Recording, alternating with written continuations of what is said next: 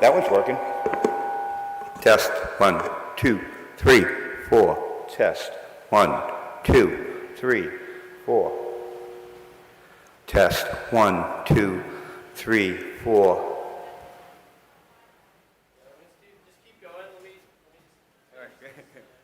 Test, 1, 2, 3, 4. Test, 1, 2, 3, 4. Test, 1, 2, test. 1 testicle. 3 testicle. Test, 1, 2, 3, 4, 5. Got a weird little echo. FX. Is FX on? Got to bypass FX, I think. Because it sounds like we're getting an echo from. Really? Yeah. Test, 1. Oh, that's not as bad. Test. Test, 1, 2. Test, 1, 2. It's just weird sounding to me. It actually sounds better than it did last time, but it's still kind of weird. I'm going to go, I just want to check that other speaker system. Actually, I'll need you to do that. Now that I think about it. Yeah, I'm just making all the settings the exact same. Yeah.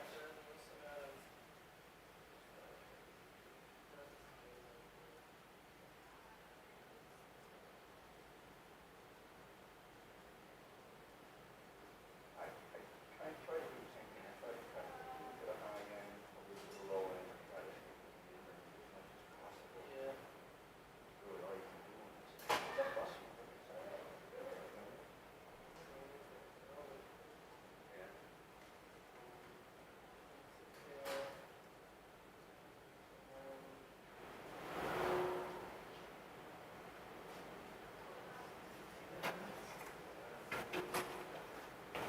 Check 2.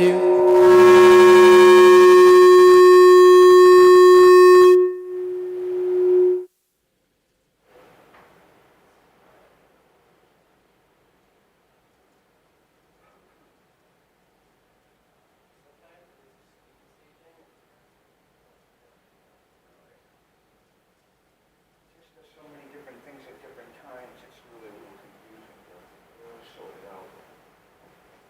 Check 2.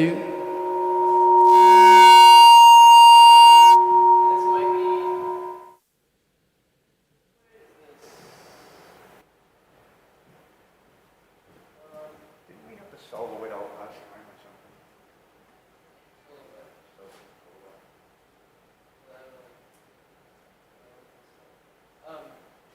So which one uses the main feed and which one's the extra speakers? This is, yes, This one's the that's the one that's going to that dock speaker. Okay. If you want to switch it, And then this one. that's going to the wall for this. I'm just wondering if they're using the same. No. I think they are using the same. But that has its own things. I just want to make sure this feedback isn't being caused by that. I know. You know? Well, let's, if you could just check the mics. I can hear it walking by. I can hear my voice, so it's picking up. Yeah. Check 2, check 2, check 2. Yeah, I think definitely the key is going to be, guys, speak close to the microphone, you know, or else it's going to be tons of problems. Check 2, check 2, check, check, check, check. Nothing? Okay, that's weird. Check 2, check, check, check, check, check, check, check, check, check. Check 2, check 2. Yeah, maybe channel 1 is messed up. Check 2. Check 2. Check 2. Yeah, we're testing out the speakers now. Check 2. Got it? Okay, cool.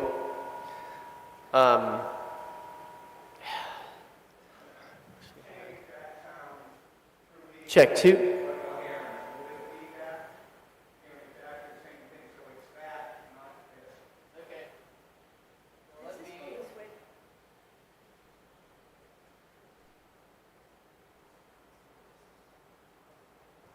Check 2.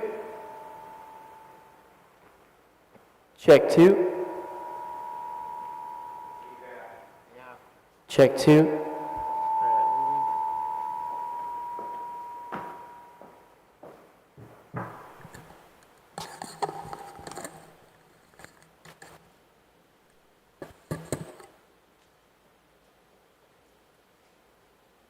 Check 2. Check, check. Check 2. Check, check. It's the last. Check, check, check. Check, check. Yeah, that's less feedback. Test. Check 1, 2. Blah, blah, blah, blah, blah. Blah. Check 2. Check 1, 2. I'd say that's pretty good. Right, Rolly? The feedback's not too bad anymore. Even if they get really loud. Yeah. Check 1, 2. Check 1, 2. Testing.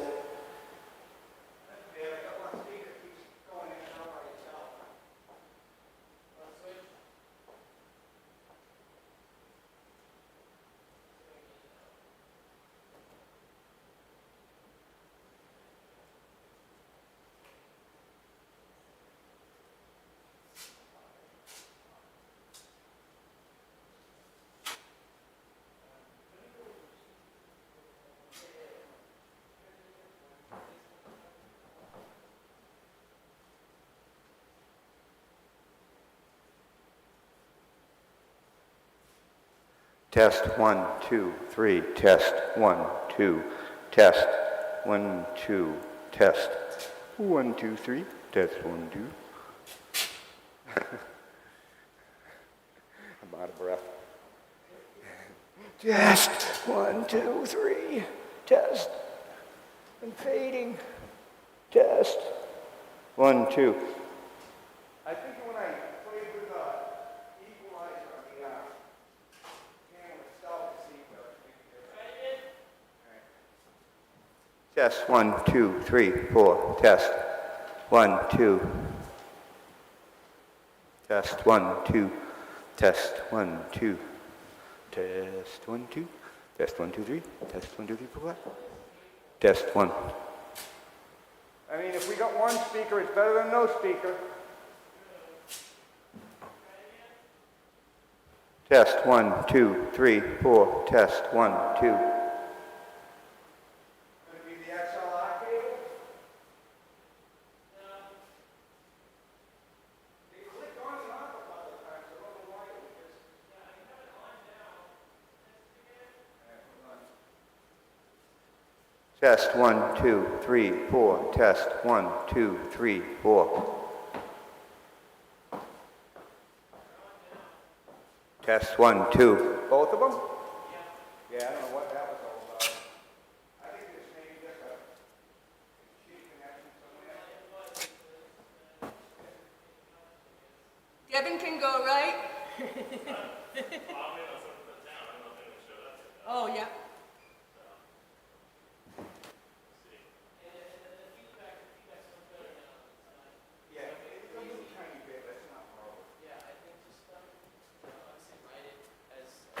But should be okay, as long as they're speaking closely, directly, and clearly into the microphones. You can hear it start to pick up, but it doesn't go too far. Test 1, 2. Test 1. It's almost ringing, not so Well, much it's- feedback. So it's like the proximity. But if you get really close, Yeah. well, you got to be going. It's like, yeah, it's pretty good. I don't know. Yeah, it doesn't sound as much like feedback as it just does either an echo or ringing. Well, it is feedback, That but is it's feedback, just it's not as bad. Yeah, you can zoom it out.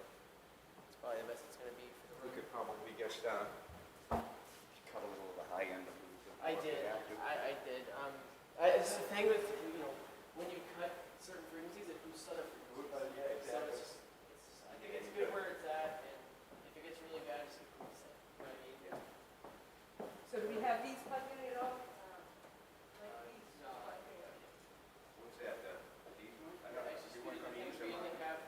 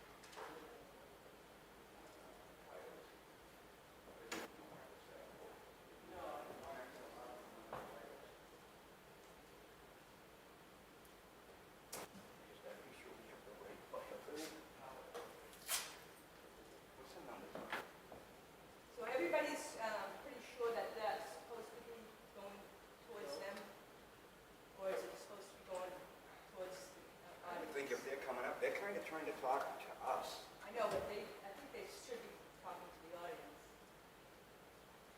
I'll let them decide. We'll spin it around if they want it the other way.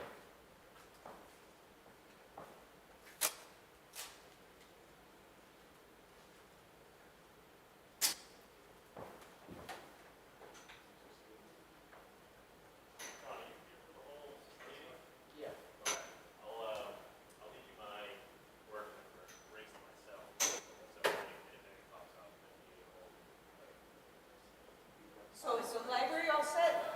You have to find a power source.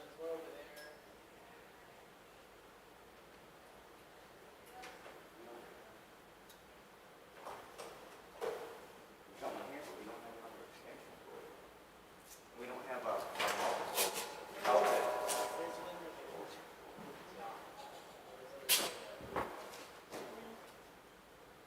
And I think this is.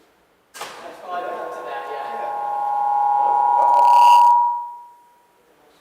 I don't know, just us. Probably just audio from other sources.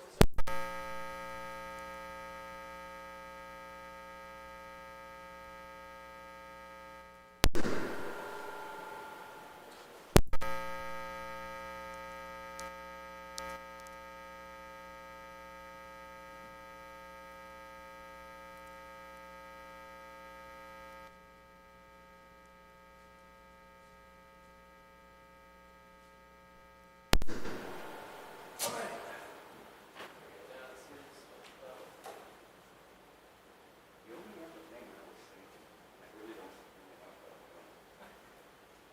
this microphone, so he can hold on to it and walk around, because he's not going to be able to do that thing. For this? No, that's for someone else, but for the speaker of the monitor,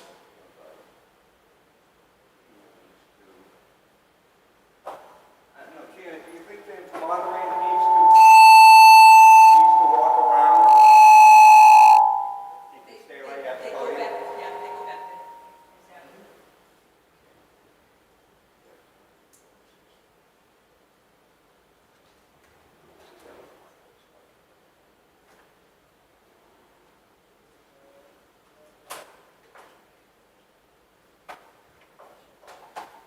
All right, so which one do you have? Check, check, check, check.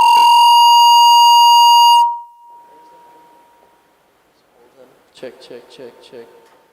Check, check, check, check, check.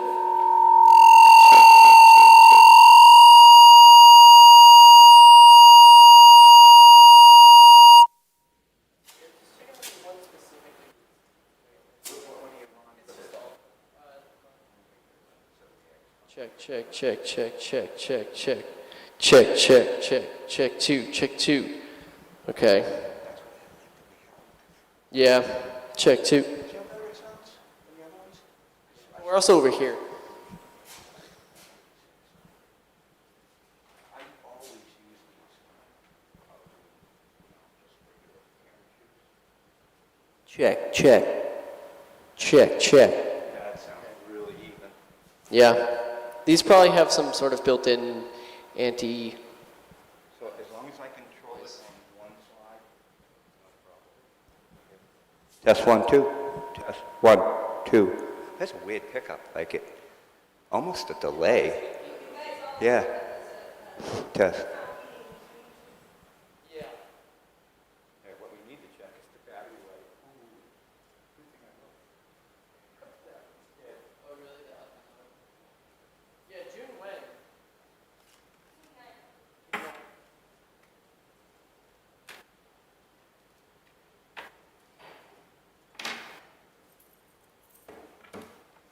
Go find them other batteries. Yeah, I guess Try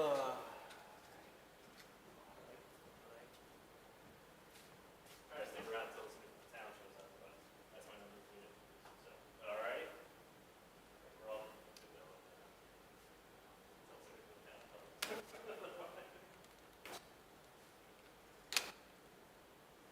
Yeah.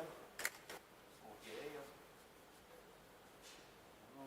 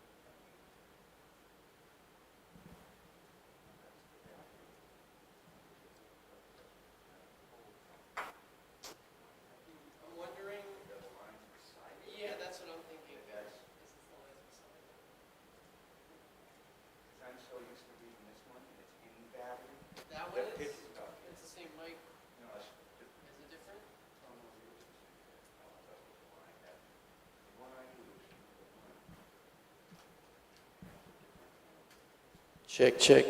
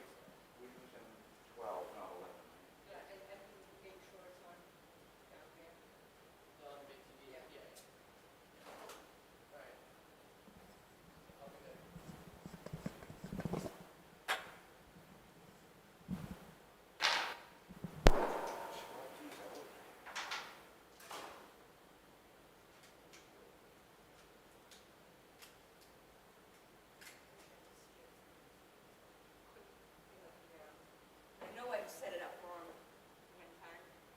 And I said, how did I do that? Yeah, that's it, perfect. There you go. Let them decide. It doesn't have to be on us. So Sean couldn't find me on off of this season? No, I think it powers by, Yeah, thank you. yeah. But that other, no, the other ones, it worked fine. There's nothing wrong. I have the things in my van, with my little stereo in there. It blew me out. They're so fucking loud. When it's set up right, they are extremely loud speakers. You're not called Samson for a reason. Test, 1, 2. So this is the remote for whoever you said needed the remote. Put it there.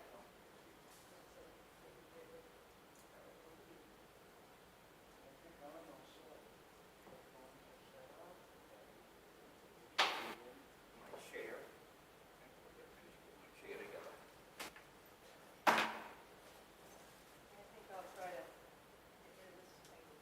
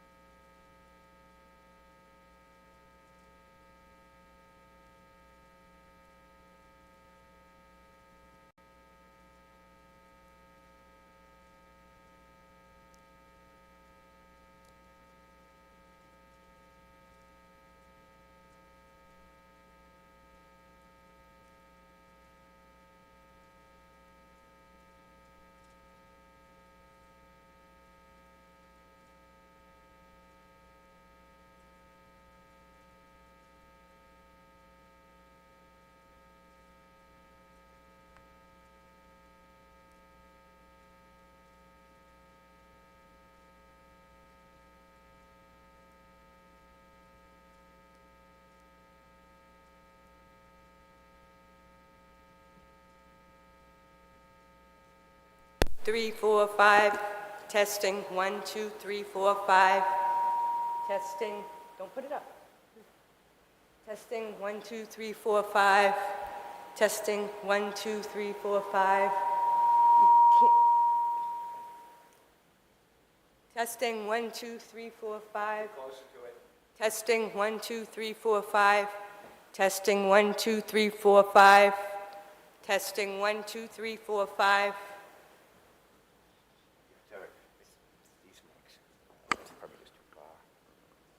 Get closer to them, they'll be able to.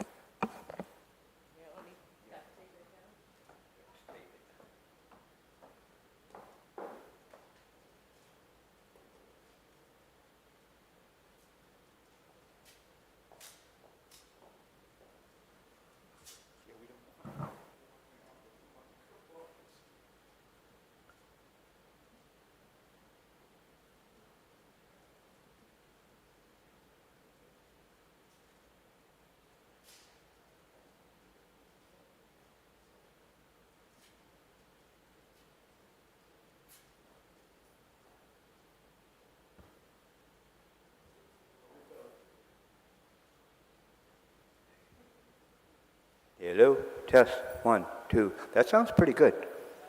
Test, 1.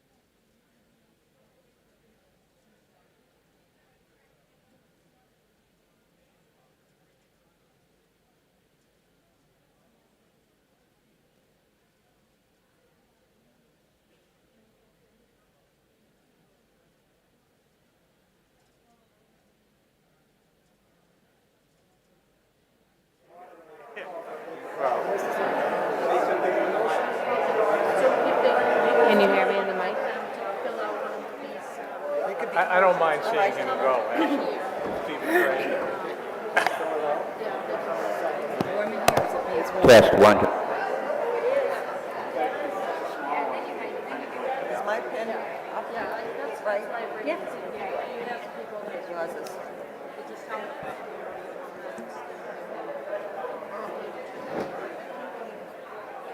Invited to the State House.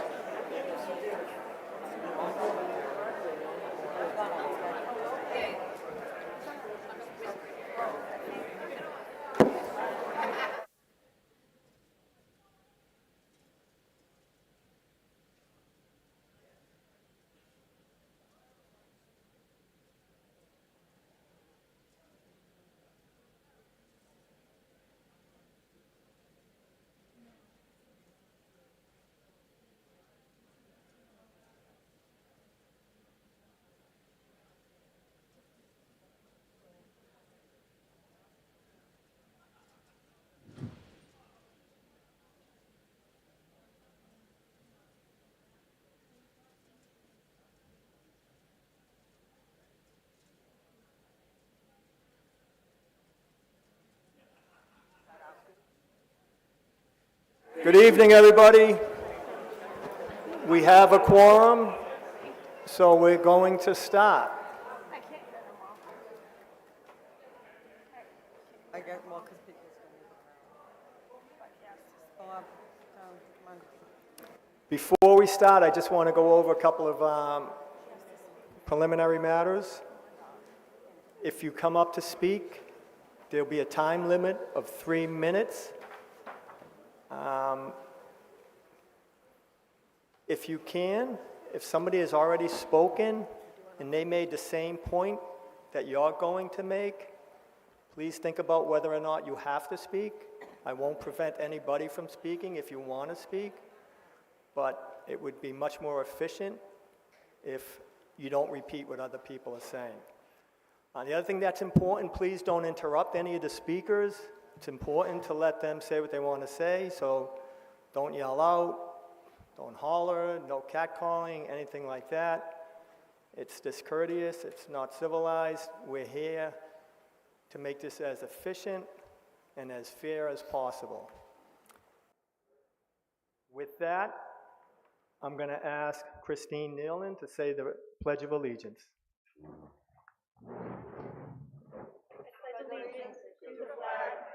United States of America, and to the republic for which it stands, one nation, under God, indivisible, with liberty and justice for all.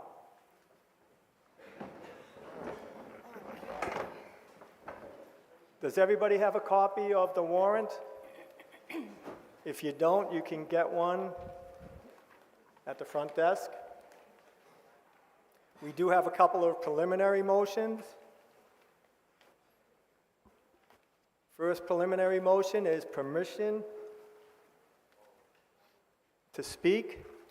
As you probably know, if you're not a registered voter, you can't speak unless the town gives approval. So I think Christine Nealon is going to make that motion. Mr. Moderator, I move to allow the non-resident town employees and school, local, and state officials to speak if called upon during the May 5th, 2025 annual town meeting.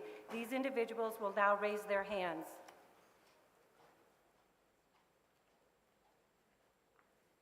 Do we have a second? I'll second that motion. Is there any discussion on this motion?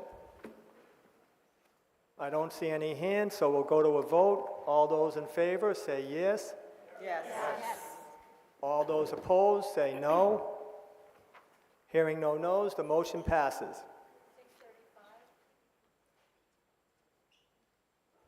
The next matter is the reading of the town warrant.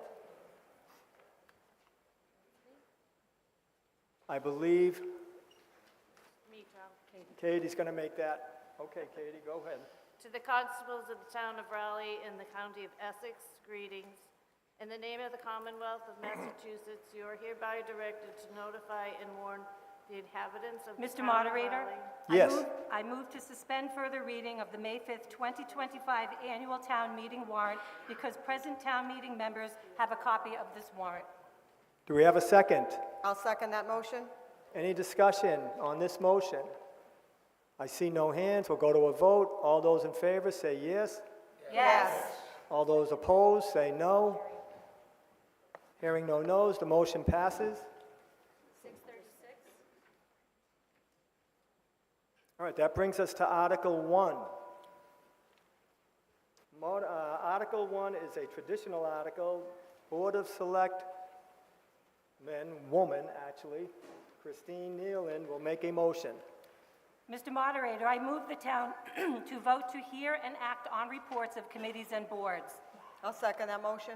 Any discussion on this motion?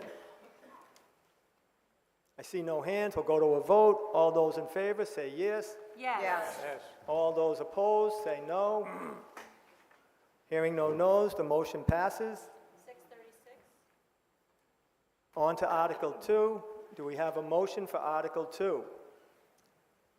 Mr. Moderator, I move the town vote to suspend in the town meeting the application of Section 19 and Section 20 of the town meeting bylaw pertaining to the reconsideration of all money articles, such suspension intended for the specific purpose to balance the total level of funds raised and appropriated within the limitations of Massachusetts General Laws, Chapter 59, Section 21C, Proposition 2.5, so-called, and to give blanket warning hereby that any money article may, at the end of the meeting and after all articles have been acted upon, be moved for reconsideration in order to balance the total level of funds raised and appropriated within the limitations of Massachusetts General Laws, Chapter 59, Section 21C.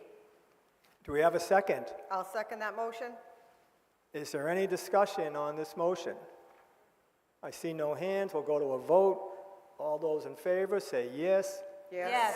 Yes. All those opposed say no. Hearing no noes, the motion passes. 638. Now we're on to Article 3. Give me one second.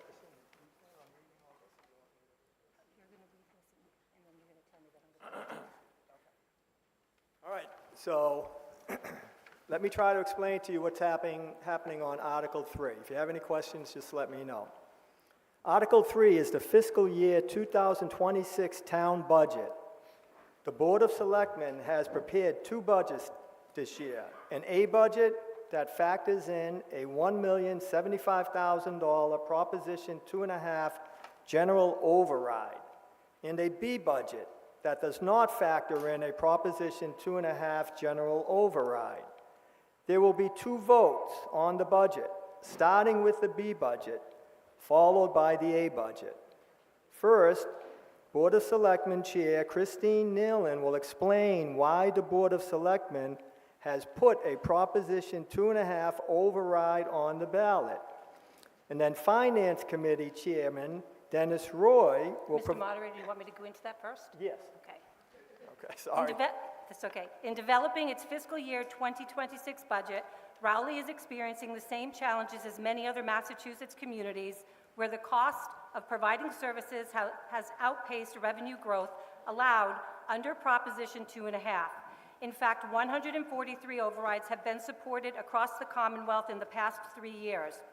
Given this context, the Board of Selectmen is putting forward a $1,075,000 operational override for the fiscal 26 budget. In order to build greater sustainability into its budget, the town must either reduce services to balance the FY26 budget or raise recurring revenue through an override. Approximately 81% of Rowley's operating revenue, excluding enterprise funds and CPC, comes from property taxes, and of that amount, 87.3% is from residential taxpayers. The town does not have significant commercial business to offset the tax burden for our residents. The cost of providing services has outpaced the revenues available to sustain our budget after years of increasing assessments from the Triton Regional School District, inflationary pressures and sharp post-COVID price increases, fixed cost increases for pensions, health insurance, and other insurance, eroding non-tax revenues, competitive labor markets, deferring maintenance on aging infrastructure, and the need for 24/7 fire coverage. On March 31st, 2025, the Board of Selectmen voted to include a ballot question on the May 13th, 2025 annual town election ballot for a $1,075,000 override. The last time Raleigh had a successful operating override was in fiscal year 2008. An override for $590,000 passed to fund the assessment of the Triton Regional School District. In 2012 and 2018, overrides to fund the assessment of the Triton Regional School District failed. What is at risk if the override does not pass? The town is facing a structural deficit in FY26. This means that the town does not have sufficient sustainable revenue to support the budget. As a result, reductions to staff and expenses will need to be made if the override does not pass. Those reductions include hiring 3 new firefighters instead of 8 and provide overnight fire coverage 4 nights per week instead of 7, deferring hiring a new police patrolman, deferring replacement of a police cruiser, deferring funding additional programs for the Council on Aging, deferring funding for additional hours for the Library Assistant Youth Services, and 0% cost of living increases for town employees. What has the town done to reduce costs and raise non-tax revenues over the years? We've implemented collection of meals, room, and cannabis excise taxes, regionalized 911 dispatching, actively applied for and received grant funding, became a green community to provide competitive advantage for grants and incentives, and implemented software tools for efficiency in departments, including Harbor Master, Building, and Accounting. Okay. So in a minute, Chairman Dennis Roy will provide a summary of the A budget and the B budget. But before you start, Dennis, let me just finish reading this paragraph. Each budget vote requires a majority. And Mr. Roy is going to go through the different categories in each, the A budget and the B budget. Now, if you have a question on any of the line items in any of the budgets, and you should have all the line items in your warrants, I think it starts on page 7.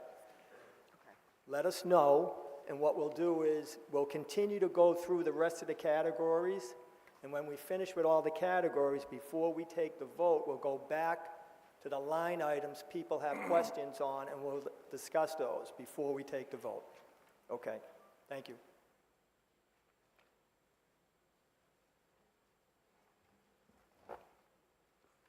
Good evening, everyone. As we start the budget process here this evening, I would like to explain the reasoning and the background for the A and B budgets that you see in the warrant book. You'll note when you open up your book that there are 6 columns representing presented in the budget book, in which we will be concentrating on the last 4 columns. Column 3 is is the requested A budget by each department, followed by the FinCom's recommendation. The A budget represents a fully funded budget which requires an override of $1,075,000. Column 5 is the requested B budget by each department without the need for an override, followed by the Finance Committee recommendation. So that you better understand the budget process, it's important to have each line item amount to agree with the FinCom's recommendation. That doesn't mean that the FinCom didn't have discussions during our review process where changes, corrections, and mutual agreements were made to get the budget amounts to be balanced on both sides. As you all are aware, this coming fiscal year is a challenging year in which the Finance Committee was faced with the challenge of presenting a balanced budget as required to town meeting. We knew from the start that this would not be easy and would require some difficult decisions that would impact the town's operating budget in a significant way. With a Triton operating assessment to the town at $949,035, a 7.1% increase from the last year, along with the need to properly fund a long overdue nighttime fire department, The Board of Selectmen had no choice but to ask for all town department boards and committees to provide both an A and a B budget. Tonight, when you vote on the omnibus budget, which we're going to be going to do shortly, you will be voting for both budgets separately, and until the override either passes or does not pass on May 13th, that will determine which budget will be in place for the coming fiscal year of FY '26. Budget B is the so-called core budget, which must be voted on first by all so that the town can function in FY '26. If we don't vote on Budget B, then we have no budget and the place closes up pretty much. Once the B budget is passed, town meeting will then be asked to consider Budget A in a similar procedure as we're going to go through in Budget B. If you support the override, vote for both the B budget and the A budget. If the A budget does not pass, then the town at least has the B budget to operate by in FY '26. Does everybody understand that? Okay. By wording Article 3, you'll see the article once we read the article, in the manner that you see, it will avoid the additional costs that would be incurred with the need for another town meeting after May 13th. So if we didn't do it this way, then obviously we have to have a budget and it would call for another town meeting, which we don't want to do. So I would like now to go through the handout. If everybody got the handout that we had at the front desk that says A and B omnibus budget. If not, you can listen to what we're going to say here, but I want to go through that so that you understand a little bit more what we're going to be voting on shortly. All right, the A budget, which is a fully funded, requires an override of $1,075,000 to fund the following. It fully funds all three school assessments, which total $14,944,532, and that's three schools. That's the Triton, the Whittier, and the Essex Tech. So it's not just Triton. It also funds the addition of 8 full-time firefighters, ensuring a 24-hour per day coverage for nights. It funds an additional police officer. It funds the purchase of a replacement police cruiser. It increases the reserve fund, which is used for emergency and unforeseen matters. It expands the Council on Aging programming. It expands the library staffing and programs. And it funds a 2% cost of living increase for non-union town employees and set aside funds to support collective bargaining agreement currently in negotiations. So they're currently in negotiations now, so we set a certain amount of money for that. The B budget funds the following. It fully funds all three schools, so no matter which budget we go with tonight, we're going to pay the bill. We're going to pay the bills that we obligated to the schools. It also provides funding to hire 3 new firefighters who could be scheduled to work approximately 4 overnight shifts, leaving other evening with no full-time firefighter coverage. We just won't have the money to have a full-time fire night crew. It does not provide funds to purchase a replacement cruiser. It does not provide funds to hire an additional police officer, and it level funds most budget lines with the exception of a few budgets that have fixed costs such as health insurance. It also provides a 0% cost of living increase for all town employees. It doesn't provide funding to either the Council on Aging or the library to expand program and staffing. In addition to the omnibus budget that we're going to be looking at, there is $200,000 being added to the Capital Stabilization Fund, because we need to do that. We do that every year for future large capital needs, such as a new fire truck that might be coming down the road shortly. That with an estimated cost of well over $1 million and $100,000 to fund the town's OPEB liability, which is for retirees. The fiscal team decided to balance the A and B budgets and the contributions to the capital stabilization and OPB as follows. So if you go on the second page, I'm going to we're going to quickly go through the revenue. So how are we going to pay for these budgets? So budget A is with the override. We're going to take $25,677.66 from tax levy, the $1,075,000 in the override, water indirect costs, and then any state aid and local receipts that we get for, when you go to the restaurant, there's taxation for your food, and then there's the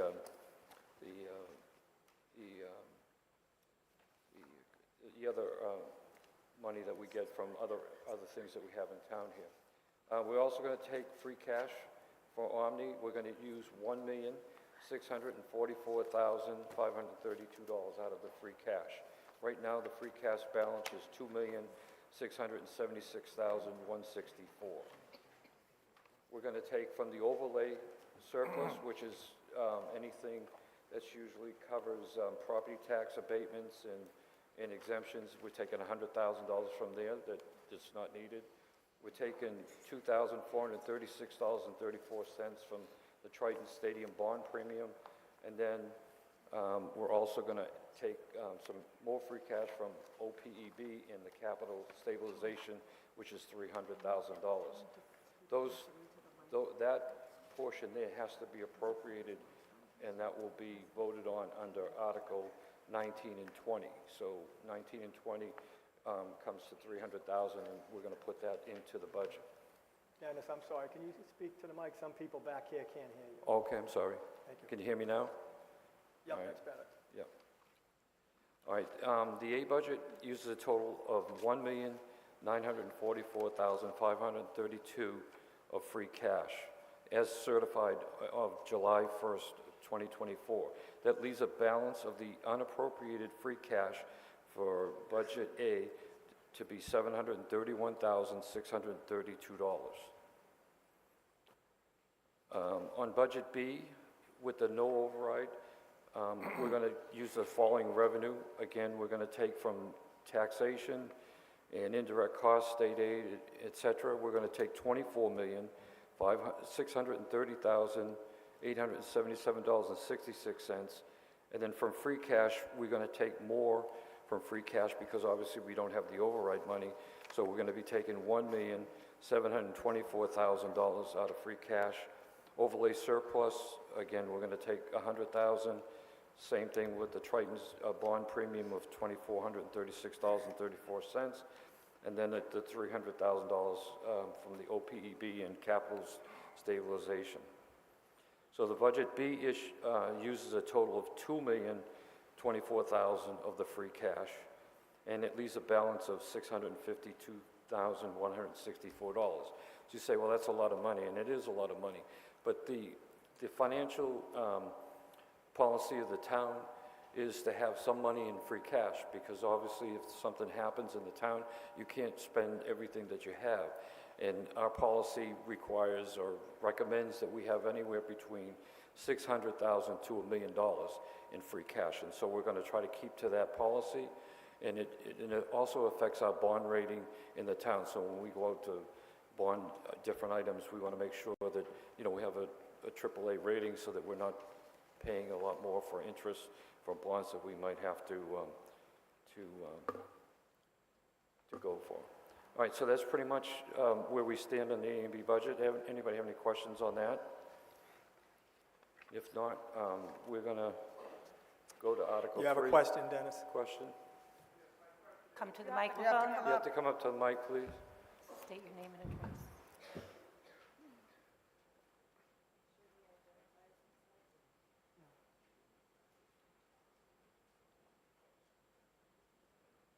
Just a math question. Can you state your name and address, please? Yes, Larry Mitkus, 17 Raleigh Country Club Road. So my question is a math question on the override. Has anybody done the math on how much money that will cost each individual taxpayer in the town? Sean, Would you like to hear it? Sean's over. I don't have the number right in front of me. I know that. Sean can do it. Sean, do you want to do it? Based on the average home price.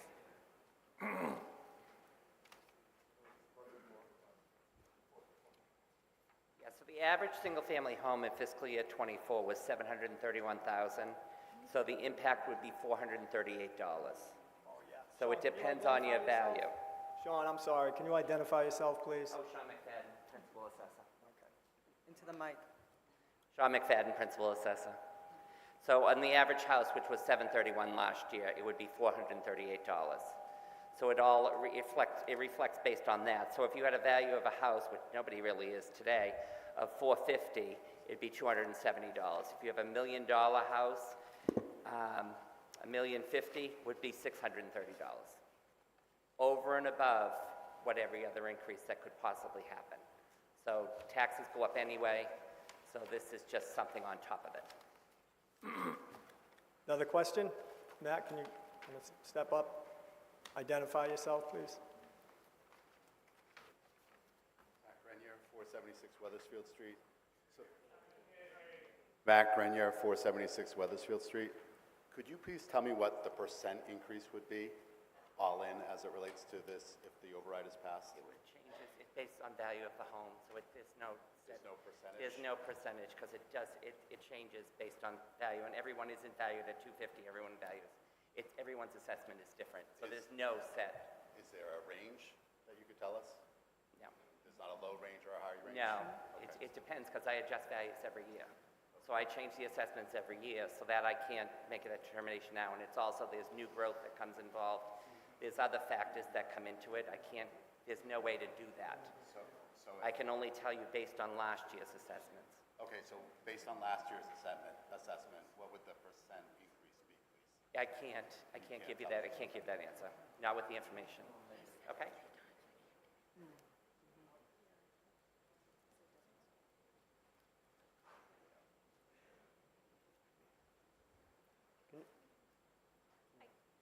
Patricia Borzik, 41 Meadows Lane.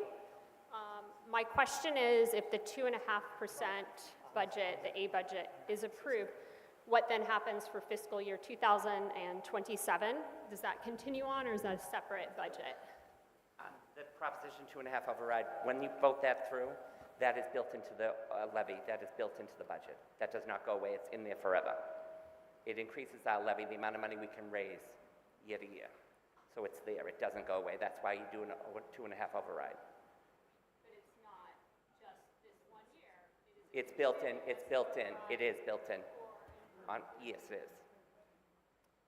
Okay, so why don't we do this? These are good questions, good discussions, but we're going to move on, and we're going to have time for all these discussions. So what I'm going to do now is I'm going to read Article 3, then Chairman Roy's going to make the motion, and then we're going to go through the different categories. Okay, Article 3, General Omnibus Budget.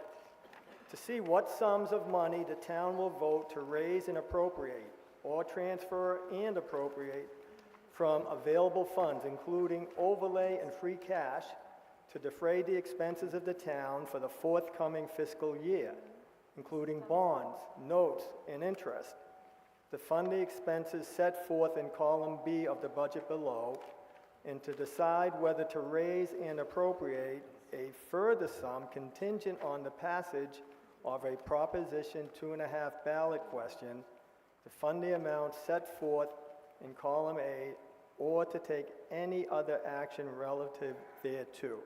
So do we have a motion on Article 3?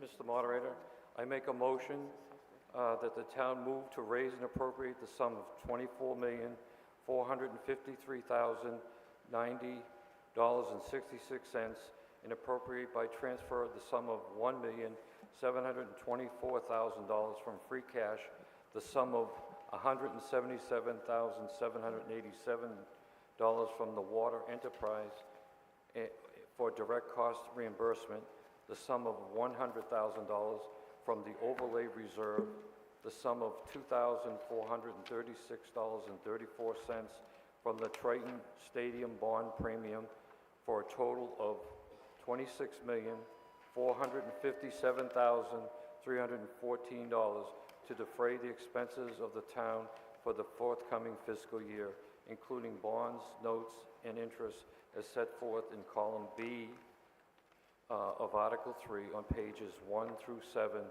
of the May 5th, 2025 annual town meeting warrant. Do we have a second? Second. Okay, so now, Sub it on the FinCom. Chairman Roy, are you going to go through the categories now? Yep. Okay. Yep. So what I'm going to do here now is I'm going to read from the budget, so you might open up your books there, and we're going to go through pages 1 through 7, but we're going to take it in groups of, like, general government is the first group, which is line items number 1 through 61. So all we're interested right now is column B. So even though there's a column A there, we're going to do that separately after this B budget. We first have to try to get the operating budget first, and then we'll go on to the override budget after. So does anybody have any concerns on line items 1 through 61, which is general government? Hearing none? You got to speak into the mic, Dennis. There's Okay. folks that can't hear It's you. loud here, but I'm sorry, I think it's pretty loud down there as well. Okay. All right, we're going to go to page 3, public safety, lines 68 through 87. Item, this is, again, budget B. Do we have any concerns or questions or holes? Hearing none, then we'll move on to schools, which is lines 88 through 92.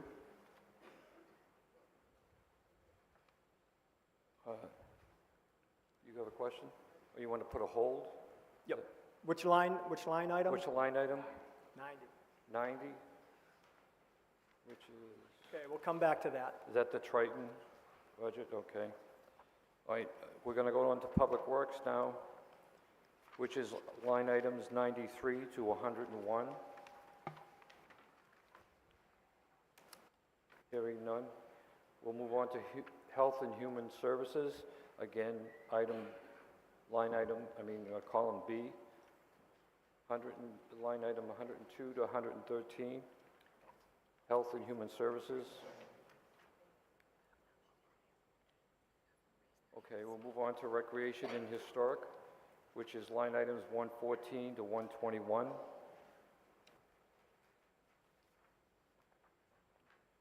And then, hearing none, I'll move on to Debt, which is line items 122 to 143.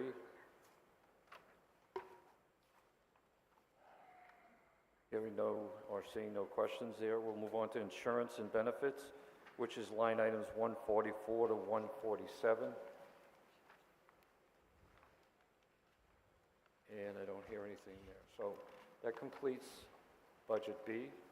So I guess we'll address the question. Yep, I'll take over from here, Dennis. Thank you Okay. so much. All right, so do we have any discussion, other than line number 90, do we have any discussion on this motion in general, overall? Does anybody want to come up and say anything? Okay, I don't see any hands. Let's go to line item number 90. Please identify yourself. Thank you.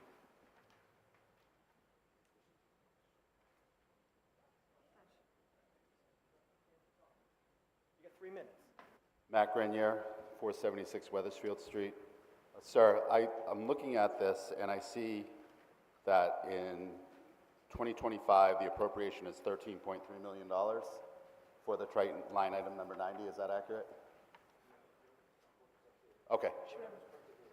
And then I look at requested for fiscal year 2026 under A and B, the number is 14.3 million. There's no change in that number, there's no reduction. Okay.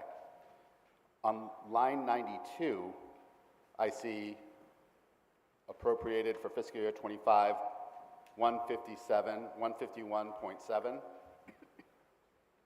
that? Wait, he's talking about 92? Row 92, appropriated for fiscal year 25, pardon me, is 151,700. And then I see for requested for fiscal year 26, both the A and B budget is static at 135.6.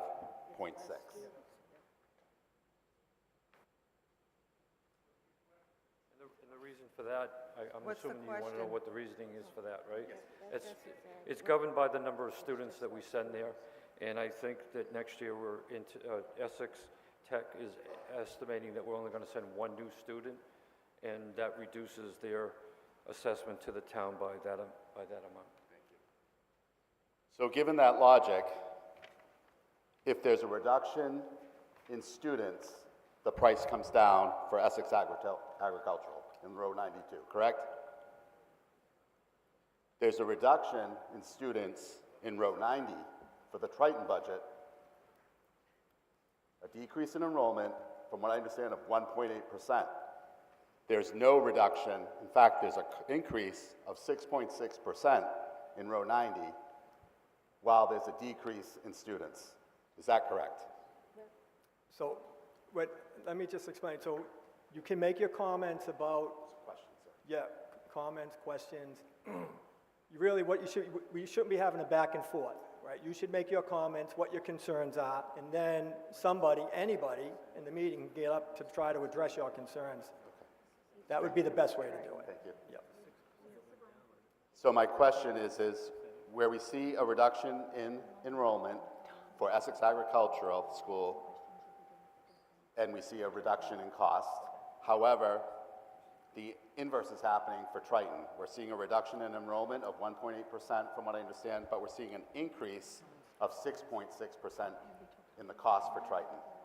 And I understand that the Triton cost increase of 6.6% is what's truly driving the override. I hope I can Dennis- address it. Maybe the school department can Dennis, address excuse it. me for 1 minute, but I'm told that Brian Forget is here, and he may be in a good position to answer to address this concern. But that doesn't mean you can't speak, Dennis. I want you to know that. Yeah, no, I was just going to say there's a formula that we have with Triton, but I think very simply put, both Whittier Tech and Essex North Shore is a per-student enrollment that changes each year. Can you speak into the mic, Brian? Sorry. So if 10 students go, it's the per-student tuition multiplied by those 10 students. That's Mr. the same Forget? for both. I'm sorry, can you identify yourself? Sorry. That's okay. I'm sorry. Brian Forget, Superintendent of the Triton Regional School District. So both Whittier Tech and Essex Tech, it depends on the number of students, and it's a per-student cost that's assessed for each town based on the number of students that are being sent. It is our regional vocational technical schools that we send to. Triton is the public school system for Newbury, Rowley, and Salisbury. So therefore, our total operating costs per a statutory formula is assessed based on that. Each town pays its minimum local contribution. The amount above that is apportioned based on the total percentage share of each member town. So even if each town's total student enrollment is decreasing, and that is the case for the majority of the North Shore, it's still the percentage of the total share that's shared across. So it's not a one-to-one, which is more of a tuition-based for Whittier and Essex. It's a percentage of the total pie for the Triton District. Does anybody else wish to speak? Step right up, please identify yourself. Shane Headland, 86 Trowbridge. I'm just wondering how many students currently attend Triton and how many Rowley students attend Triton. So I want to know the total number versus how many students we send. Is there somebody that can answer that? Can you repeat that question, Tom? I don't think everyone heard that. Yep. I'm just interested to know the total enrollment to Triton from all three towns versus how many students we send from Rowley. And this would be for 2025. It looks like Mr. Forget is ready to answer that question. Again, Brian Forget, Superintendent, Triton Regional. So for fiscal 26, the count is not a students in seats, but it's called foundation. So it's all students that a town is responsible for. So even students who were to choice out of the district, if they live in Rowley, they are counted on the totals. So for fiscal 26, the budget is based on this last October 1, 2,092 students. Newbury is 605, Rowley 689, Salisbury 798.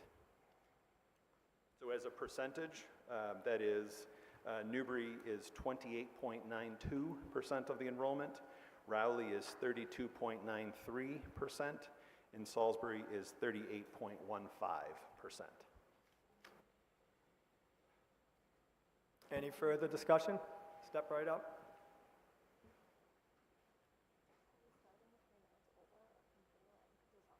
Matt Grenier, 476 Weathersfield Street.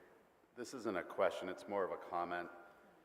The Triton budget, no offense, but the Triton budget has gone up since 2019, at least 3.5%, at some point over 4.5%. The Board of Selectmen talk about initiatives as it relates to reduce spending. I'm not seeing that with the Triton budget at all while the enrollment is going down. So I would implore the community to consider voting down the override, voting for Budget B only, and force the Board of Selectmen to engage with Triton. Mr. Moderator, he is 15 seconds over his 3 minutes on this topic, just so you know. Still running. I said he's currently 23 seconds over his 3 minutes of allotted time for this comment, just so you know. Just keeping track for you. I got him with 2 minutes left. For 3 minutes? Yeah, he just started. Yeah, but I can sense it was the same topic. I continued from when he came back. But I'm not gonna be that strict about it. All right, well. Go ahead. Finish, please. So,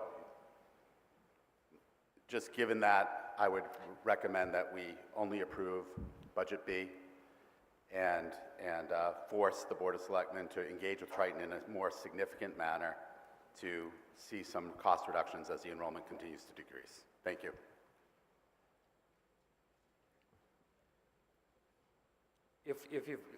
The Budget B and Budget A both have the Triton assessment in there, so whether you vote for A or B, we're paying the bill.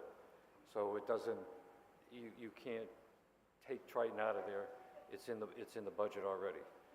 2 years ago, we did vote it down because we felt that we wanted to send Triton a note or notice that we weren't happy with the way it happened. But if 2 out of 3 towns vote in favor of the budget, we're forced to come up with the money, as we had to do that 2 years ago. So, but the B budget this year has the bill paid. And I sincerely appreciate Matt, that. Please identify yourself again. Sorry. Yeah. Matt Grenier, 476 Weathersfield Street. I sincerely appreciate that comment, and I respect it. It's just not having an impact as it relates to our ability to control the Triton costs, which continue to go up since 2019 in a material way, over 3.5% per year. Okay, any more discussion on this particular motion? There's a gentleman to your left. Tom? Oh, step right up, please.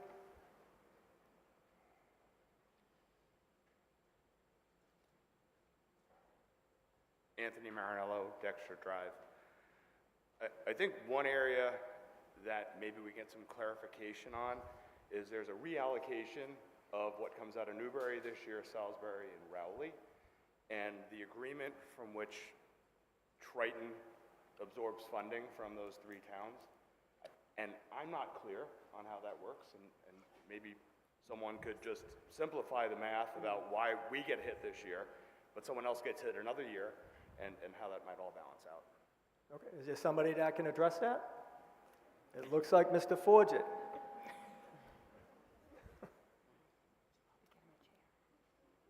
Brian Forget, Superintendent at Triton.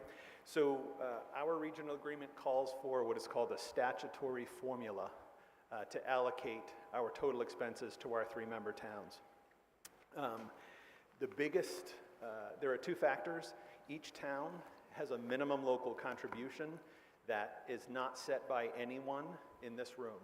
It is based on, student enrollment is a driver, but it is based on a town's ability to pay and how the state calculates the wealth of a town. So that is not something that the district sets or the town sets. Rowley's minimum growth or minimum local contribution this year grew, Newbury's grew 1%, Salisbury's grew 2%, Rowley's grew 6%. So that growth is a major driver of why you see Rowley's increase in the total assessment going up $950,000, while Newbury's is going up $533,000, and Salisbury's is going up $651,000. The other factor is enrollment. There have been fluctuations over the years. We don't have any type of rolling average in our formula. Talk to any of the select boards or FinComs or school committee members. We've talked about this idea of changing the regional agreement to talk about an assessment methodology that allows us to have a little more control. But the enrollment has swung pretty precipitously since 2019 with the pandemic and coming out of it. Newbury has been as low as 28.8%, or I'm sorry, as low as 28.5%, and now at 28.92. They used to be 29, a little over 29. Rowley's currently just shy of 33%, dipped just almost below 31%. So those 2 percentage points, almost 2 percentage points, that Rowley has gained is the portion of the total budget. And so that is why there are precipitous increases when it's not the overall spending. With our operating expenses have been more in the 4% increases, that yields larger and disparate apportionments to our member towns. It's largely out of our control unless a change is made to the regional agreement. Any additional discussion on this motion? Step right up. Mr. Cullen, I know you, but you have to identify yourself. Bernie Cullen, 283 Weathersfield Street. I wasn't planning on talking on this topic tonight, but since it's come up, I want to stress that Triton's budget is out of line with all our other budgets. So, and that's their total budget. And the way that the regional agreement is set up, it's almost impossible to address that issue unless all 3 towns get together before the budget process starts, and we go to Triton basically requiring them to adhere to Proposition 2.5 as closely as they possibly can. At this point, that doesn't happen. It doesn't happen until January, and then the budget process starts, and I've attended most of the budget meetings throughout the year, and most of the time I'm the only non-school person at those meetings. So it gets very frustrating over time to try and push back on this.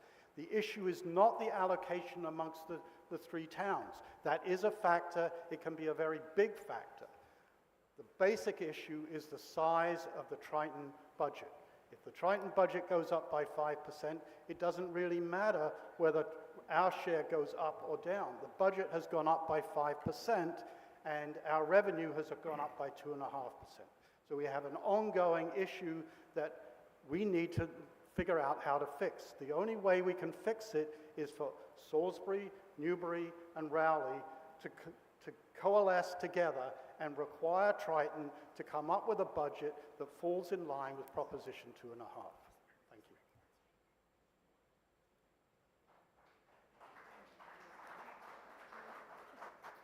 you. Any additional discussion on this motion? Please step up.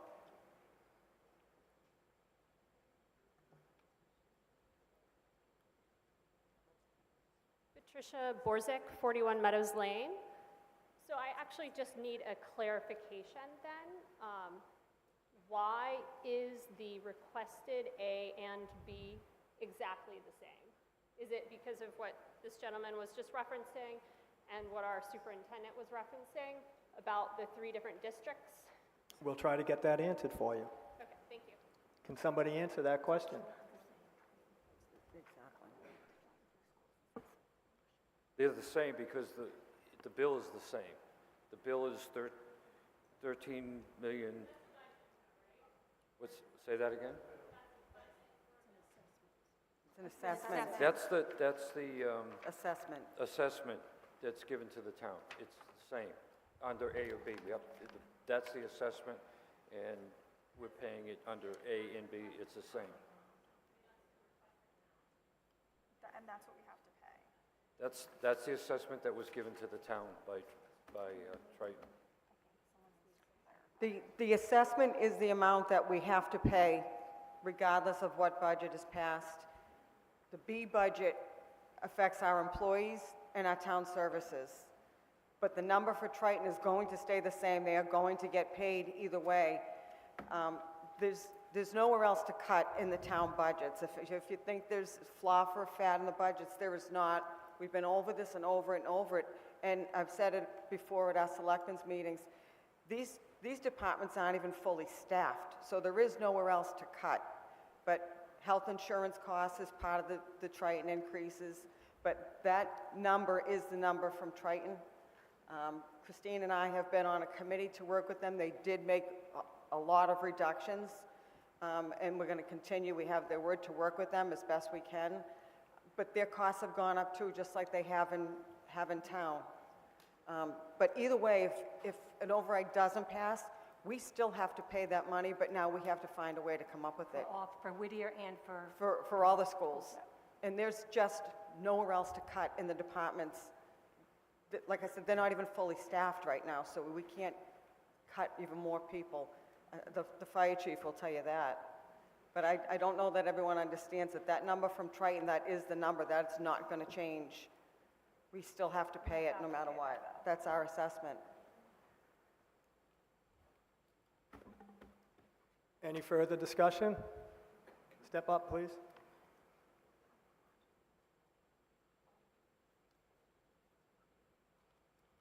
My name is Pamela Bowen, Central Street. My question is, how is the wealth of a town calculated? Because I understand from what we were told that Rowley seems to be the most wealthy of the three towns, and I'd like to know how that was calculated. Is anybody here from the school committee that would like to address that, or Brian, if you would? Mr. Forget, can you answer that?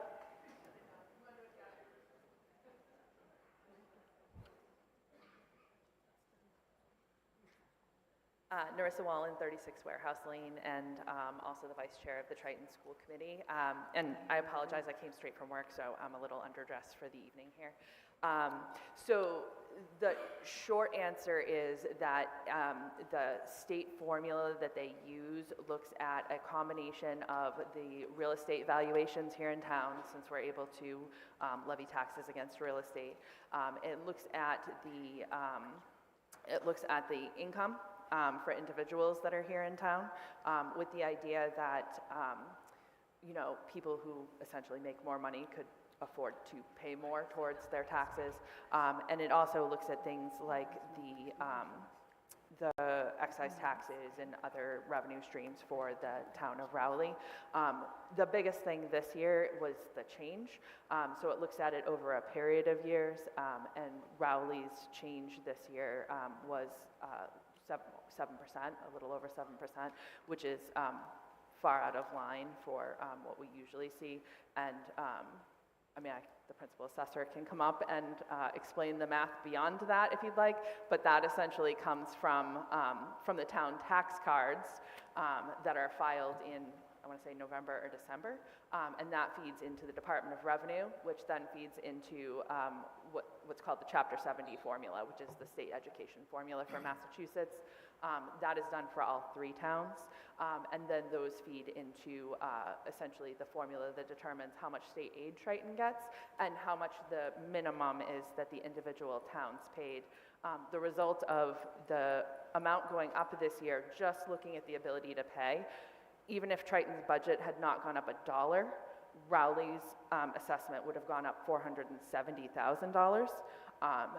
Because there is a second step in the formula locally in our regional agreement that looks at enrollment, that actually dropped that down to $247,000. So that was actually helpful, having enrollment as the second step in the process. But it was a significant increase without even an extra dollar. If we looked at this based on the current year Triton budget, right, what was voted here last year, Rowley would already be seeing a $250,000 increase without Triton spending one additional dollar. So I'll turn it over to Sean, because I know he's the math guy on the tax side. Sean McFadden, Principal Assessor. So what Narissa was just explaining, I need to explain. So when they do the calculations for the Triton assessment, they use a municipal growth factor. I'm trying to do it all from my memory. And what it is the state works in 3-year averages. We had a bubble where we had over 50 houses built in a period of 2 years. The Falcon Ridge development and other houses around town. So our growth was the total number was in 300,000 range, 400,000 range, 300,000 range. So for this year's budget, the municipal growth factor was I think about $333,000. The reality is the growth last year was $168,000. This year I'm estimating $108,000. So with the municipal growth factor, because they use a 3-year average, those 3 years, those high years, put up our factor. That will start coming down. So it's not really reality.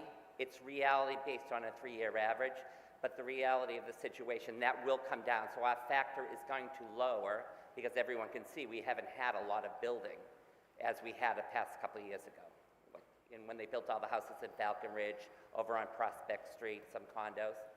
So that's what happened there. It's the municipal growth factor, as Narissa explained, was the factor that was used to cause our rate to go up so much. But that will change because we've not had the growth. Okay? It's confusing, but that's the rationale for it. Further discussion? Step up, please.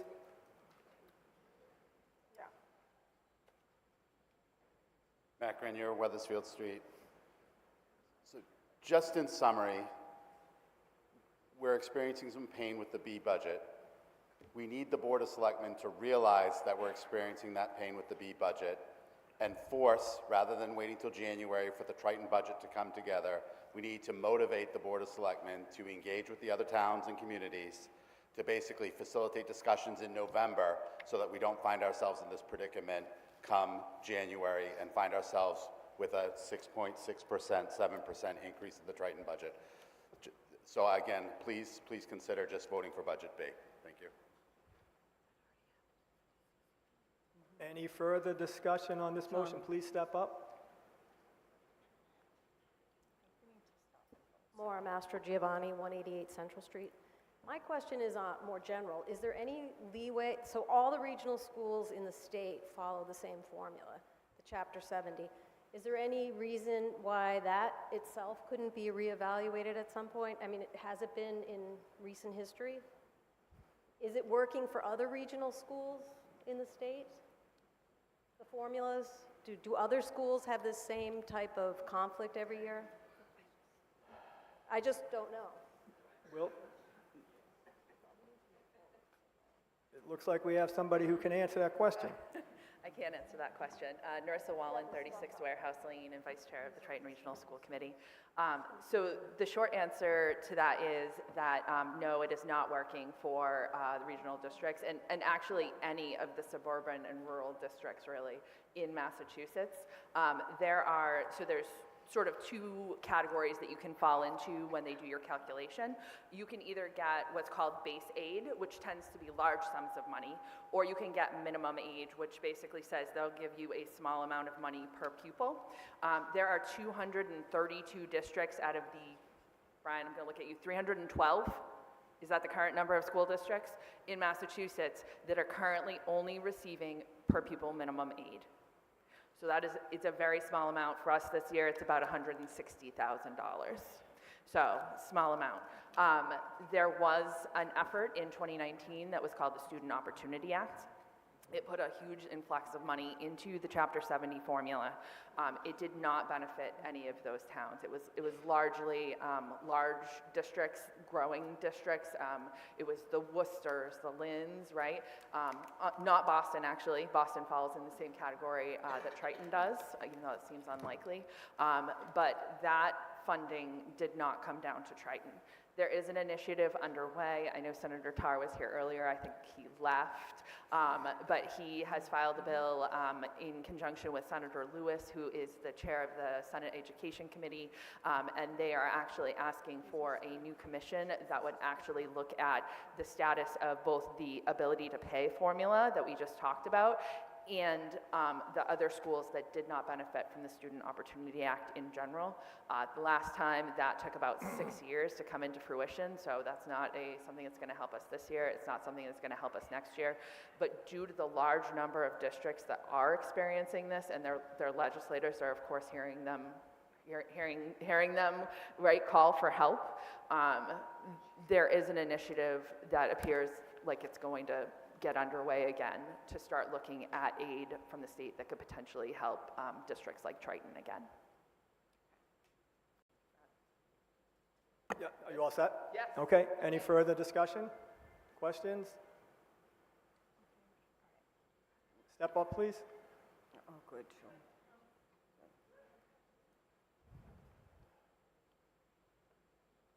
Hi, Laura DePersia, 500 Weathersfield Street, and I just wanted to circle back really quick because it seems this conversation has turned into Triton, and we're actually, the A and B budget is really a difference in supporting our community and the people who work here and the people who keep us safe, our fire officers, our police, our library where we all get so much programming from infant age all the way to seniors, our senior center, our neighbors, these are our neighbors, they work here.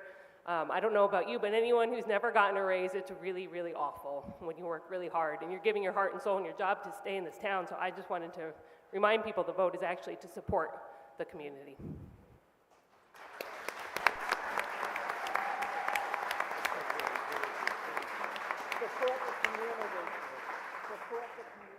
Any further discussion on this motion? I don't see any hands, so I'm going to call for a vote.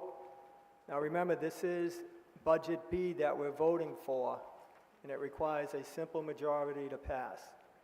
So all those in favor of motion? Oh, I'm sorry. What's the Finance Committee's recommendation? Finance Committee recommends this article. Thank you. Okay, so all those in favor say yes. Can you reiterate? Yes. Okay. That's okay. All those opposed say no. It's pretty obvious that the yes have it, so this motion passes. 733. Okay, so now we move on to the motion for Budget A. And once again, Chairman Roy is going to address the town.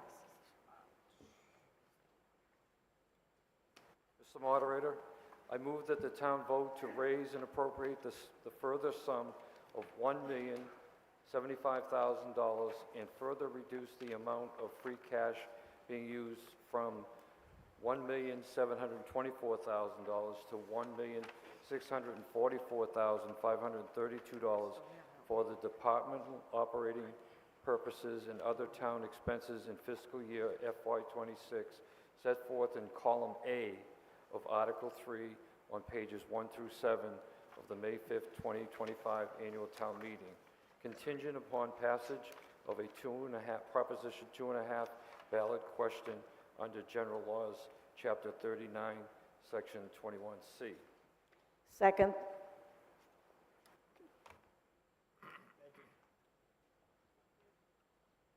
So, as we did under Budget B, we're going to go through Budget A, and I'll read again the groups, and if there's any hold or any questions, just stop me and then we'll answer them after. So we're going to look at column A now, Budget A, which is the third column over, and this is the one that has the override in it. So we're going to go through general government first, which is line items number 1 through 61, if anybody has any questions or concerns. Hearing none, then we'll go on to public safety, which is on page 3. That's line items 62 through 87. We have, which line item? 68, okay, we'll take that up at the end. 68, okay. Any others? No.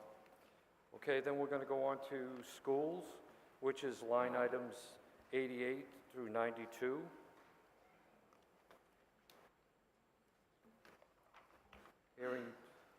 Hearing none, then we'll go to Public Works, which is line items 93 to 101. Seeing no questions, we'll move on to Health and Human Services, which is, Oh, I'm wait a sorry. minute. Line item? What line item? 93. Okay, we're going to put a hold on that. We'll take it up once he finishes. Okay, that's Yeah. line item. Any others? Hearing none, we'll go on to Health and Human Services, which is line items 102 to 113. Seeing none, we'll go on to Recreational and Historic, which is line items 114 to 121. Seeing no questions, we'll go on to Debt, which is line items 122 to 143. Seeing none, we'll go on to the Insurance and Benefits, which is line items 144 to 147.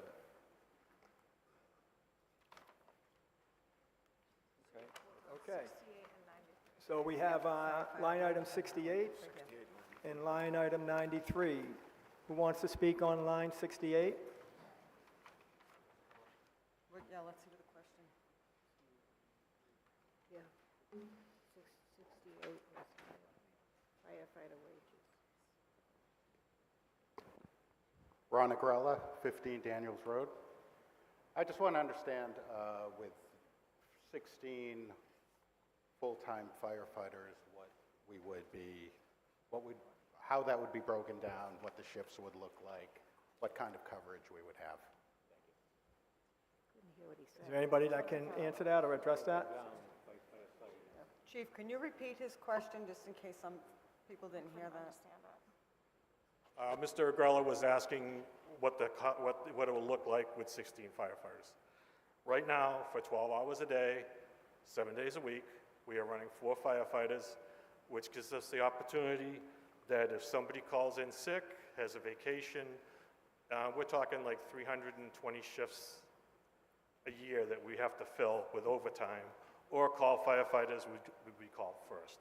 What this would do would be to duplicate the daytime coverage with 4 on a shift, 7 days a week. You need to have a minimum of 3 on a fire truck, preferably 4. So, any other questions, Ron? Any questions, anybody? Looks like Chairman Roy has a question or a comment.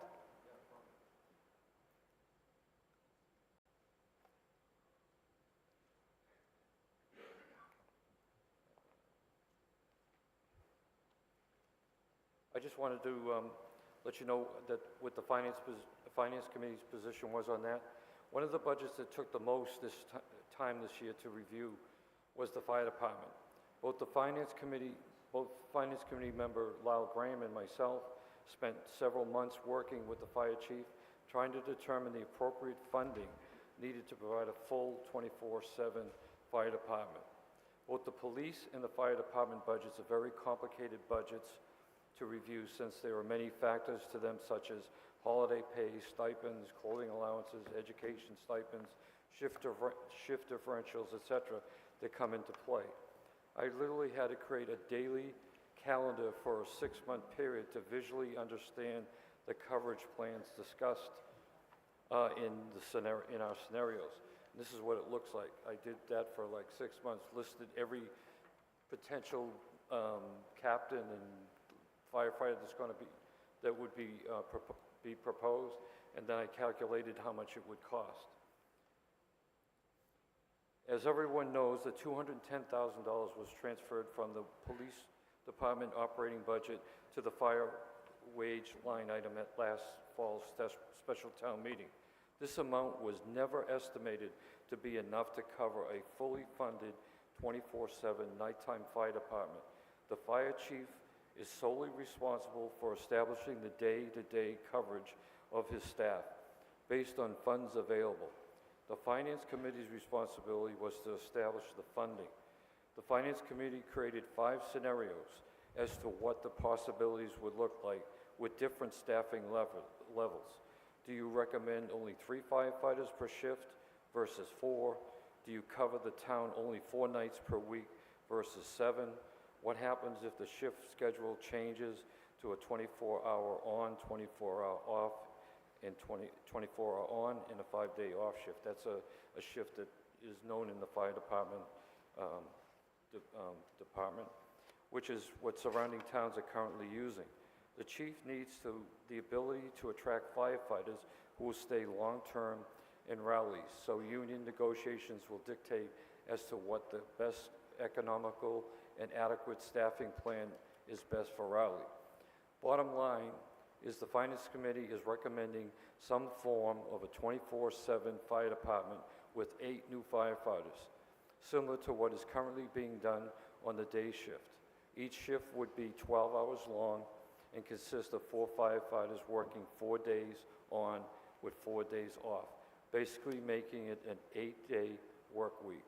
Proposing just 6 new firefighters would in effect only have 3 firefighters, on which results in increased costs in overtime when a firefighter is off for vacation or other leave.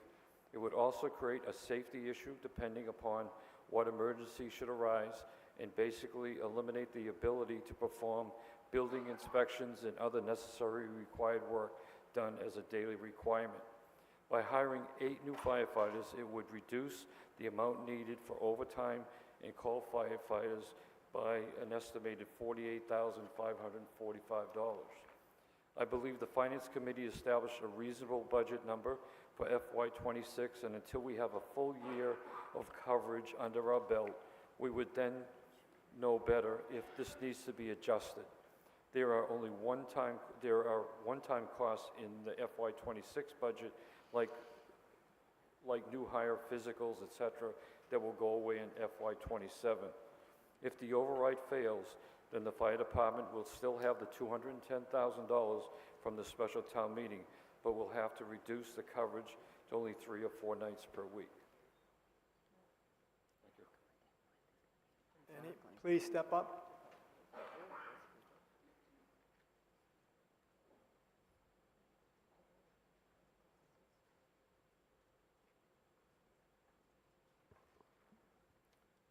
Ronald DeGrella, 15 Daniels Road. We're lucky to have Chief Emery. He's a terrific chief with a lot of experience. I will say that I don't favor this. I am a call firefighter in town. I actually work for another neighboring fire department. There is no town our size that has 16 full-time firefighters. If we look at the numbers, and they may surprise you, Georgetown, 5 full-time firefighters. They run a 24/7, 7-day-a-week operation. Newbury, larger population, 5 firefighters, 24/7 coverage. This other surrounding towns, Boxford has 3, Topsfield has 5, Hamilton has 5. The only towns that do a 24/7 fire department are Ipswich, 2.5 times our population, Newburyport, Amesbury, and Salisbury, all much larger populations than we have. We need to do more to invigorate the call firefighters, who are really part-time firefighters. Nothing has been done, really, to try and invigorate these folks. When a call firefighter goes to a call at 1 o'clock in the morning, they make $20 an hour, which is about what a Walmart worker makes. A full-timer who responds makes over $150 an hour because they get a 3-hour minimum and overtime.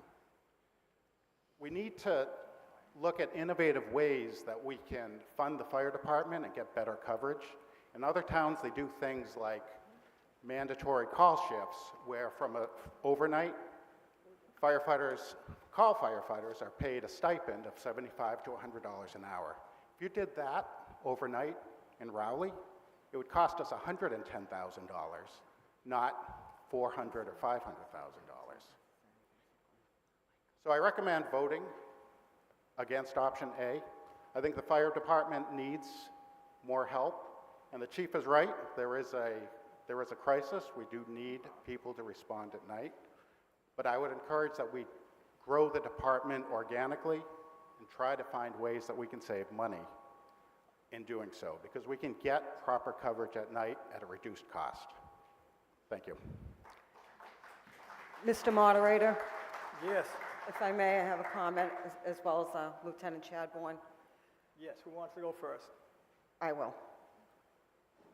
In reference to the call firefighters, they are not showing up to calls at all, let alone on a regular basis. The system is archaic, it doesn't work. It worked back when everybody had their farms and fields in town, and the pager would go off and everyone would get to the fire station. Most people now work out of town. They don't want to be going to calls at 2:30 in the morning, then going back to bed and then working for the whole day at their regular jobs. The system of call firefighters is weak at best. They're great at what they do, but it's just no longer reliable. It's a liability to the town. It's not a risk that I want to take and decide which night someone may have a car accident and they need the jaws to get cut out of it. I don't want to make the choice for my loved one or yours. As far as the surrounding towns and the numbers of firefighters they have, it doesn't matter. Georgetown's looking for a $6 million override. Probably going to want to put some firefighters on. Our town is growing. We need to grow with it. There is nowhere to cut. We have to increase the fire department. It's a necessary service. And I will tell you, because I know firsthand, my husband had a heart attack. If you have a heart attack at 2 o'clock on a Tuesday in the afternoon, you're doing great. You're going to have an ambulance, you're going to have a fully staffed fire truck, and you're going to have 2 police officers. If you have it at 2 a.m. on a Tuesday, good luck, because the cops are the ones that are going to handle everything along with action. Let's pray they're not on a domestic. It's time for firefighter coverage, and I don't want to have Chief Emery have to make a decision which nights something might happen. Our firefighters had to respond, and I know you're aware of it, to the fatal fire in Georgetown. We had a fatal fire here in town. You can no longer say, oh, it doesn't happen, it's not going to happen here. We just don't know when it's going to happen. To say that it's not necessary or he's asking for too much, every single person, and you know this, on that fire truck has a very specific job. It's not safe to send 2 guys on a fire truck to a working fire. Can I second that? Lieutenant? Mr. Moderator? Yes. Mr. Moderator? May I say something? Yes, please. Last year before, there was a fire up on Weldon Farm. And the fire department, the chief, was backing. They had been out on a call just before that. And they happened to be backing into the fire department just as that call came in over on Weldon Farm. And I saw the results of that fire at Weldon Farm. I believe if they had been called out and they weren't in the fire department that night, I believe that dwelling probably would have had a lot more damage, may have lost the whole dwelling. Absolutely. We really need a full-time department. We desperately need it. I just ask you to vote for this. And it's not just for fires. Your loved one's choking, someone drops in front of you in your own home, a fall. You know, we're out all the time, we're talking with the elderly. They're afraid. They're afraid that something will happen to them and nobody's coming. You know, 10 to 15 minutes makes a very big difference, and that's if anybody comes. It's all on the shoulders of the police right now, and you know what? They got to handle crashes and domestics and everything else along with it. Please step up.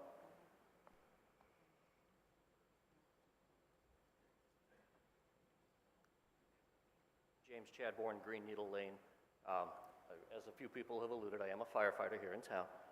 I joined in 1989, been doing this 36 years. When I started, we were a 100% call volunteer organization, and we were doing 100 runs a year. Last year, we did over 1,000, and we're going to crest 1,100 this year. Most of those do happen during the daytime, but on average, those tones are going off once a night, every night, all year long. So for the folks that say we need to incentivize the volunteers, I get that. But how many of you good folks sitting out here would like to be interrupted in your sleep every night and then have to go back to work? A couple of our surrounding departments were mentioned. I worked 7 years as a full-time firefighter next door in the town of Newbury. And the reason I am a full-time firefighter here now in the town of Rowley is because of the enforced overtime we were being hit with. I never knew from week to week what my shifts were going to be. I worked my 40 hours, and then I might be doing another 24 on the weekend because no one else was working, because the call guys weren't around and the chief said we had to. Yeah. Systems like that burn people out. I would just like to close with, there are a couple hundred registered voters sitting here in this room. There are about 5,000 registered voters out there in the town.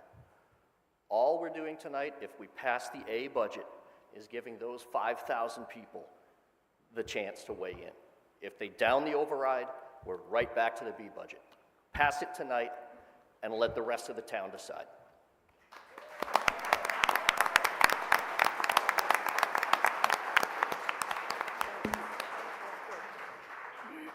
Any additional discussion on line item number 68? Step up, please.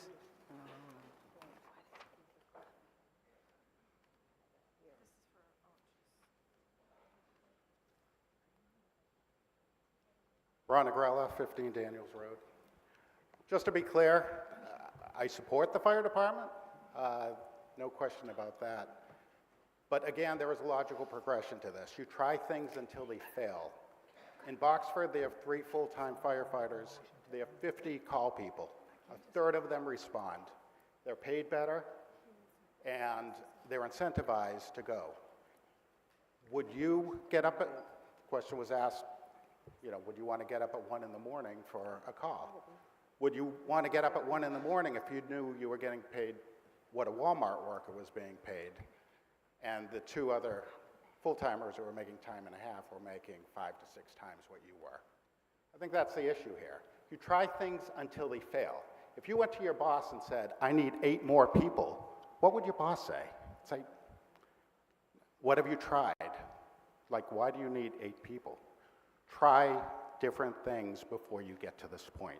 We might be a year or 2 away, or we may be 10 years away from needing this type of coverage.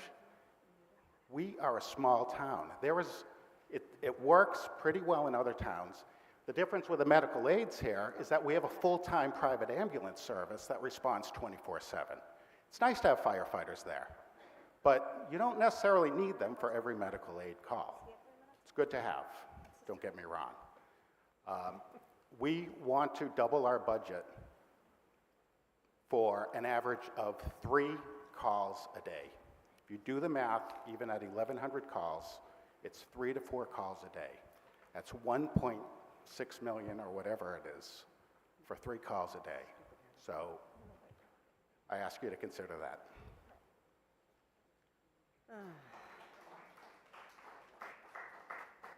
Yep, you come up. Yes. Just state your name. Hi, my name's John Godbout, Newbury Road. I'm a career firefighter, 20 years. And the thought of anybody sitting here thinking that you don't want proper coverage, like when I moved from the city that I work in and I moved here, my family and I were actually a little bit nervous that we weren't gonna get help when we need it. Where I work, you call 911 and we show up. The fire department's the first one there. We're always the first ones there before the ambulance because we're in town. We know where to go first.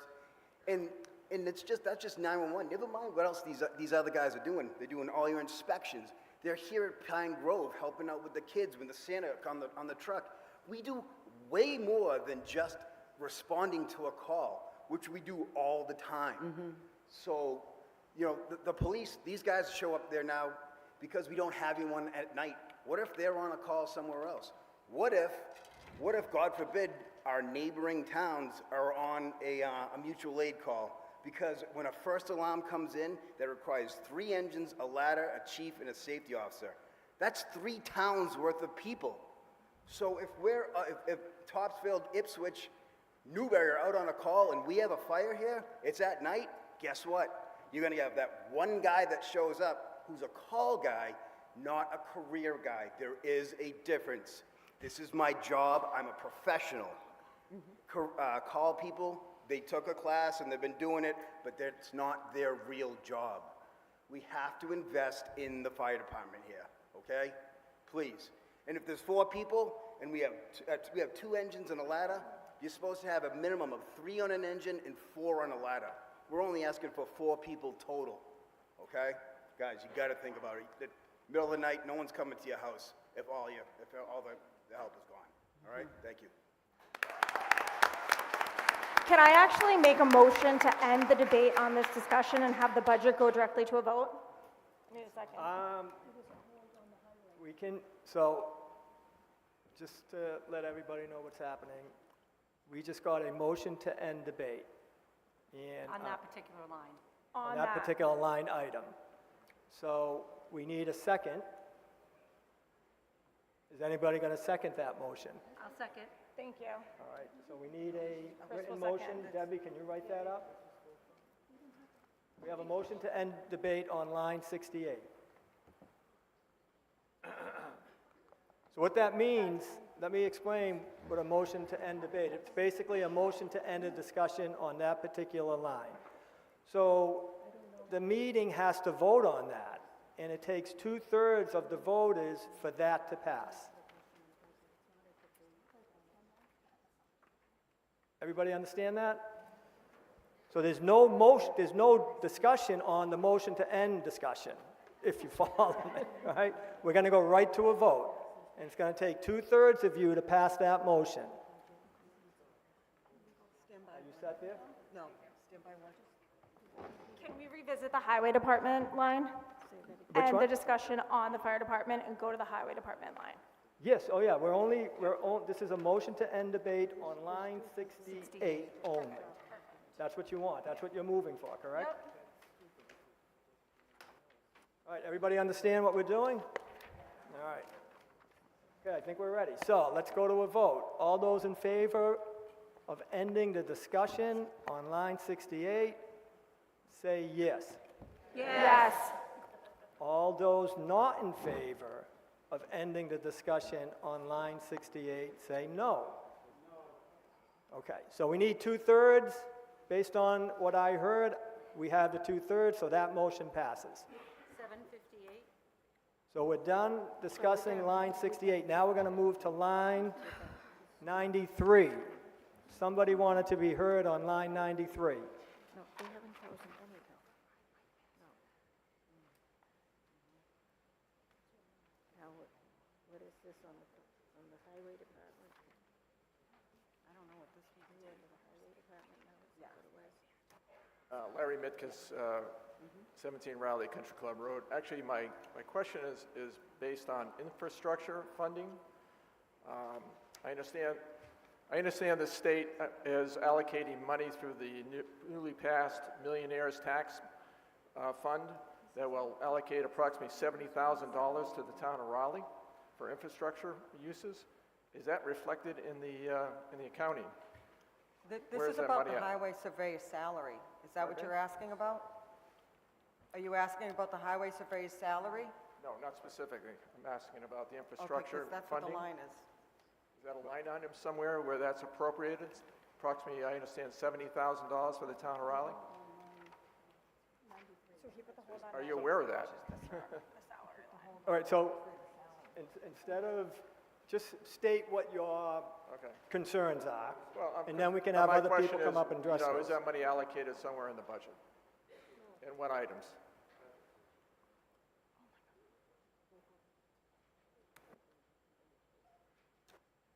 Patrick Snow, Raleigh Highway Department. That would not be accounted for in the general omnibus budget, no. Any further discussion on that particular line item? Okay, I don't see any hands. Now, is there any discussion on this motion for Budget A? Any discussion at all? I don't see any hands, so we're going to go to a vote. Finance recommendation, sorry. Finance Committee recommends to vote on A. Okay, this requires a simple majority to pass. All those in favor say yes. Yes. All those opposed say no. Motion passes. 8 p.m. The budget is done. Okay, so we're on to Article 4. Do we have a motion for Article 4?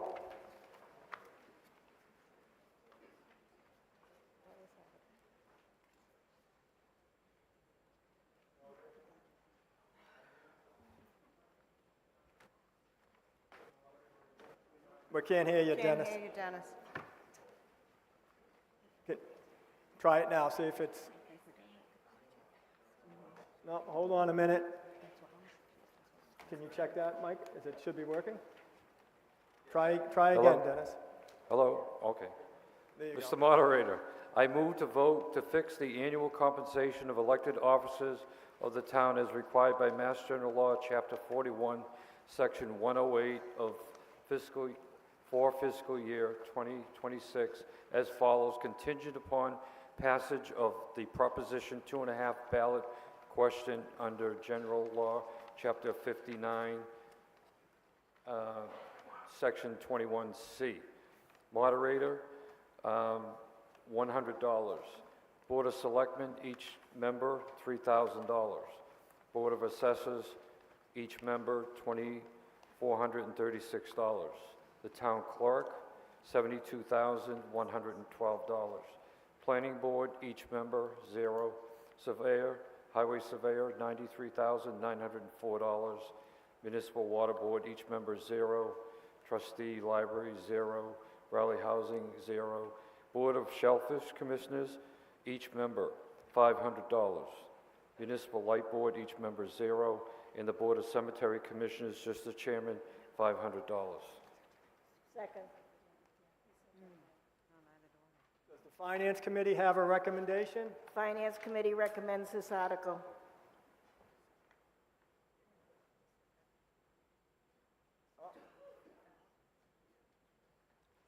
I'm sorry, it looks like we need to make a correction. The Board of Assessors, it's $2,456. I'm not sure if you said that.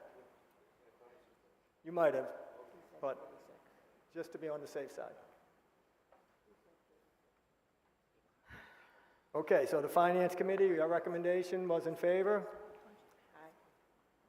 Now, any discussion on this particular motion? I don't see any hands. We'll go to a vote. All those in favor say yes. Yes. All those opposed say no. Yes, have it. It's, the motion passes. Do we have a motion on Article 5?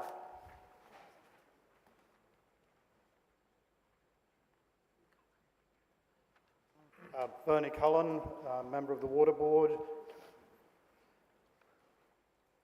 I move the town to vote to appropriate by transfer from the Water Department Enterprise Fund the sum of $2,465,777, of which $2,033,776 shall be transferred from the enterprise revenues, $373,157 shall be transferred from the Water Department Stabilization Fund, and $58,844 shall be transferred from retained earnings to fund the FY 2026 Water Department budget as shown on pages 7 and 8 at the May 5th, 2025 annual town meeting warrant.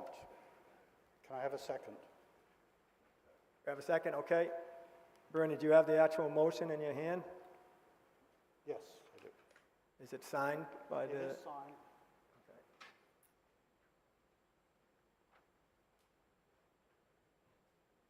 Does the Finance Committee have a recommendation? Finance Committee recommends this article. Any discussion on this motion? I see no hands. We'll go to a vote. All those in favor say yes. Yes. All those opposed say no. Okay, that motion passes. 805. Article 6, do we have a motion on Article 6? We do, Mr. Moderator. I move the town vote to transfer from the Water Department Enterprise Fund to the General Fund the sum of $177,787 for the items in Article 6 on pages 8 and 9 of the May 5th, 2025 Annual Town Meeting warrant, and that any other monies spent by the general government on behalf of the Water Department be reimbursed to the General Fund from the Water Department Enterprise Fund in fiscal year 2026. Can I have a second? Do you have the motion, Bernie? Yes.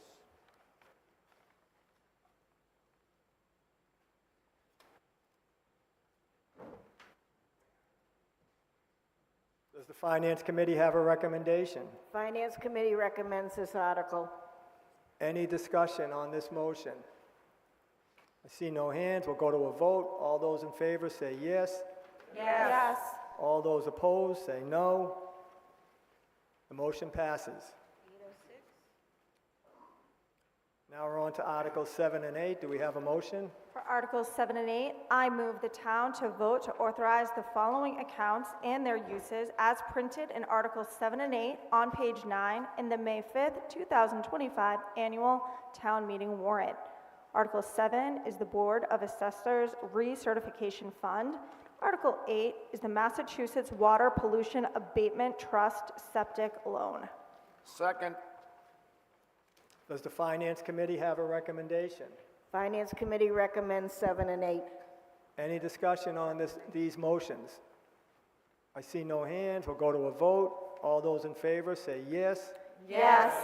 All those opposed say no. The motion passes. All right. Moderator, here's your thing.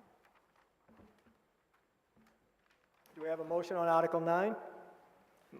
Mr. Moderator, I move the town vote to accept general laws, Chapter 59, Section 5, Clause 220, Clause 222I, which authorizes an annual increase in the amount of the exemption granted under general laws, Chapter 59, Section 5, Clause 22, Clause 22A, Clause 22B, Clause 22C, and Clause 22E, and Clause 22F by the percentage increase in the U.S. Department of Labor, Bureau of Labor Statistics Consumer Price Index for the previous year as determined by the Commissioner of Revenue to be effective for the applicable exemptions granted for the fiscal year beginning on or after July 1, 2025.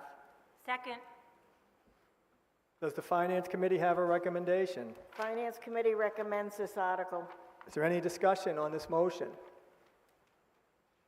I see no hands. We'll go to a vote. All those in favor say yes. Yes.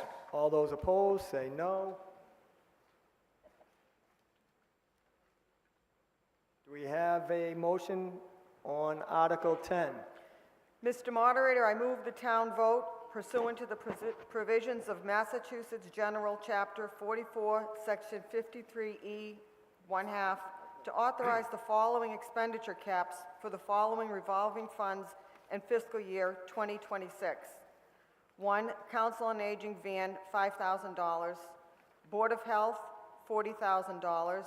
Parks and Recreation Committee and Board of Selectmen Facilities, $30,000. Council on Aging Programs, $10,000. Shellfish Department, $6,000. Zoning Board of Appeals and Board of Appeals, $4,000.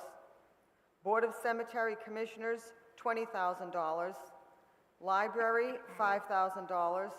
Agricultural Commission, $5,000. Harbor Master, $30,000. Board of Selectmen and Parks and Recreation Community Events, $20,000. And Records Access, $5,000. Second. Does the Finance Committee have a recommendation? Finance Committee recommends this article. Any discussion on this motion?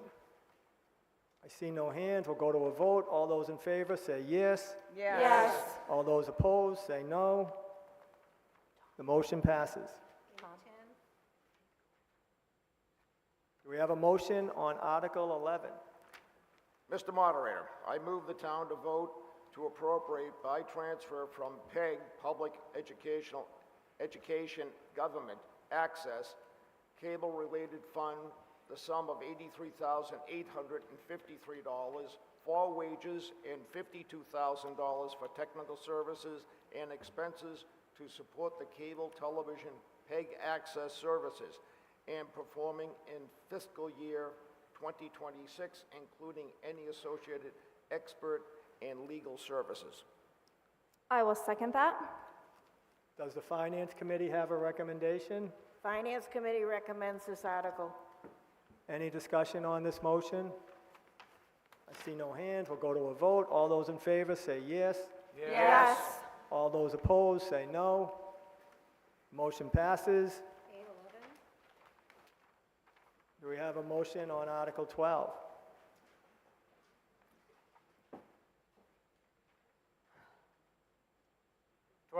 Mr. Moderator, I move the town vote to appropriate a reserve from the Community Preservation Fund fiscal year 2026 annual revenues, the amounts recommended by the Community Preservation Committee for committee administrative expenses, debt service, community preservation projects, and other expenses, with each item to be considered a separate appropriation.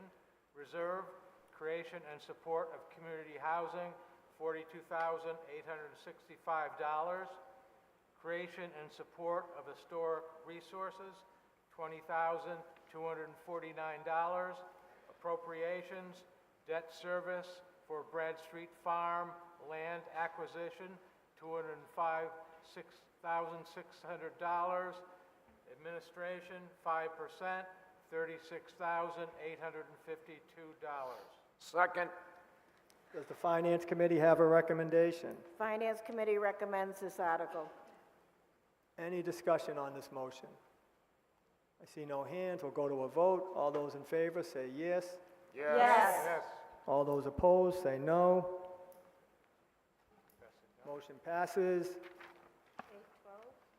Do we have a motion on Article 13? Mr. Moderator, I move the town vote to appropriate by transfer the sum of $3,935 from line 69, Fire Department expenses, of Article 4 of the May 6, 2024 Annual Town Meeting FY25 Omnibus Budget to pay for an unpaid bill from Breen and Sullivan Mechanical Services from fiscal year 2024. I'll second. Does the Finance Committee have a recommendation? Finance Committee recommends this article. Any discussion on this motion? Okay, this particular motion requires 4/5 of the town to vote in favor for it to pass. So we're going to go to a vote. All those in favor say yes. Yes. All those opposed say no. It's unanimous, so the motion passes. 813. Do we have a motion on Article 14? Mr. Moderator, I move the town to vote to appropriate by transfer the following amounts from Article 11, PEG Access Cable-Related Fund Expenses of May 6, 2024 Annual Town Meeting to pay for the following unpaid bills from fiscal year 2024. Bill 1, Raleigh Community Media, PRS Group, Inc., $2,115. Article 11, ATM 5/6/2024, PEG expenses. Unpaid Bill 2, Raleigh Community Media, vendor PRS Group, Inc., $38. Article 11, ATM 5/6/2024, PEG expenses. I'll second that. Does the Finance Committee have a recommendation? Finance Committee recommends this article. Is there any discussion on this motion? I see no hands. This is another motion that requires 4/5 to pass, so we'll go to a vote. All those in favor say yes. Yes. All those opposed say no. It's unanimous. The motion passes. 815. Do we have a motion on Article 15?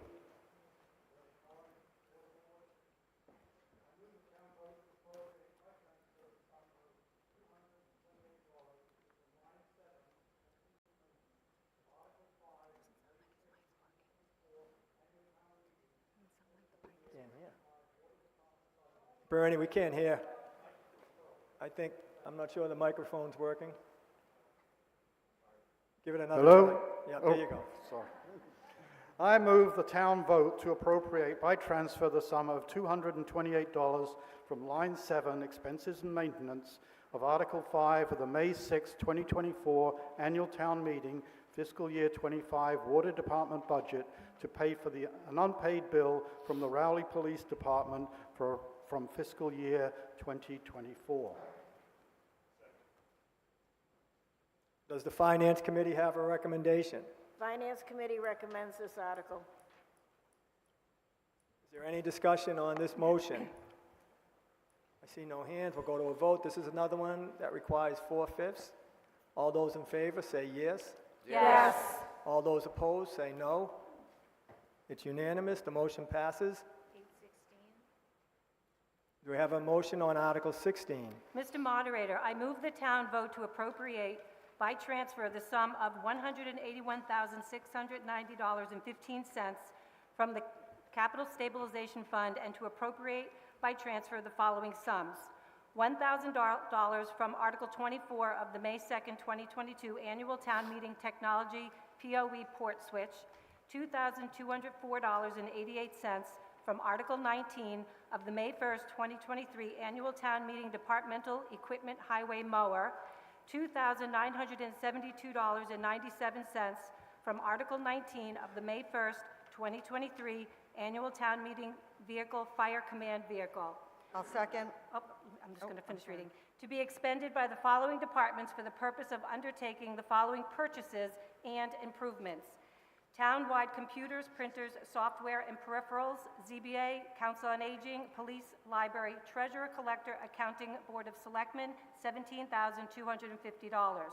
Departmental equipment: police duty weapons and rifle racks, police radios, town clerk handheld town meeting voting system, highway mower and power tools, library storage units, protective firefighter gear, $133,200. Vehicles: additional funds for Harbor Master Patrol boat equipment, $12,418, and facilities: stormwater abatement at the town landing, $25,000. I'll second. Does the Finance Committee have a recommendation? Finance Committee recommends this article. Any discussion on this motion? You have a hand up on here. Step up, please.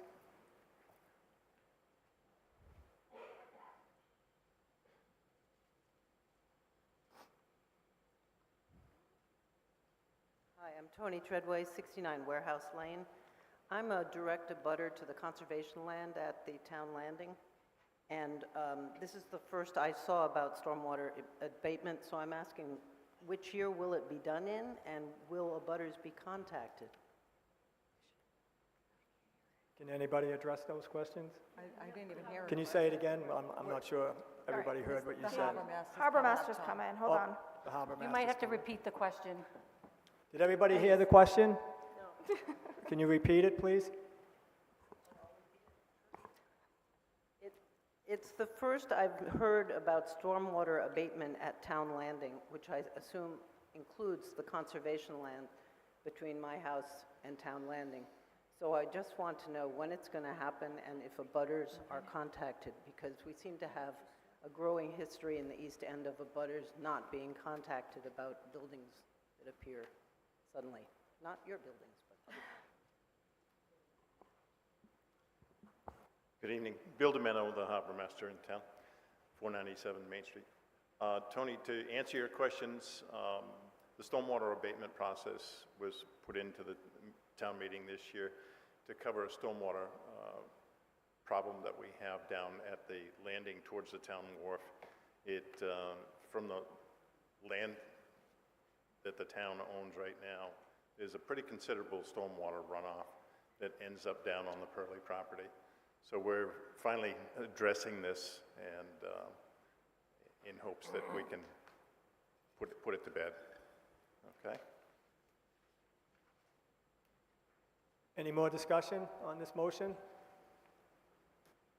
I don't see any hands. We'll go to a vote. All those in favor say yes. Yes. Yes. All those opposed say no. Motion passes. Do we we have a motion on Article 17? Mr. Moderator, I move the town vote to appropriate by transfer the sum of $20,000 from the Capital Stabilization Fund and to appropriate by transfer the following sums: $6,000 from the cemetery sale of lots and graves account, $12,000 from Article 5 of the 5/6/19 special town meeting, replacing water lines in the cemetery, for a total of $38,000 to be expended for the purpose of purchasing a pickup truck for the cemetery department. Second? Does the Finance Committee have a recommendation? Finance Committee recommends this article. Is there any discussion on this motion? I see no hands. We'll go to a vote. All those in favor say yes. Yes. Yes. All those opposed say no. Motion passes. Do we have a motion on Article 18? Mr. Moderator, I move the town vote to appropriate by transfer the sum of $8,016.64 from Article 24 of the May 2nd, 2022 Annual Town Meeting capital expenditures to be expended by the town accountant for the purpose of funding the licensing fees of the accounting department's general ledger software program. Second. Does the Finance Committee have a recommendation? Finance Committee recommends this article. Is there any discussion on this motion? I see no hands. We'll go to a vote. All those in favor say yes. Yes. All those opposed say no. Motion passes. Do we have a motion for Article 19? Mr. Moderator, I move the town to vote to appropriate by transfer from free cash the sum of $100,000 to other post-employment benefits liability trust fund, OPED fund, established under General Law 32, Section 20. I'll second. Does the Finance Committee have a recommendation? Finance Committee recommends this article. Is there any discussion on this article? I don't see any hands. We'll go to a vote. All those in favor say yes. Yes. All those opposed say no. Motion passes. Do we have a motion on Article 20? I move the town to vote to appropriate by transfer from free cash the sum of $200,000 to the Capital Stabilization Fund. Second. Does the Finance Committee have a recommendation? Finance Committee recommends this article. Is there any discussion on this motion? I see no hands. We'll go to a vote. All those in favor say yes. Yes. Yes. All those opposed say no. Motion passes. Do we have a motion on Article 21?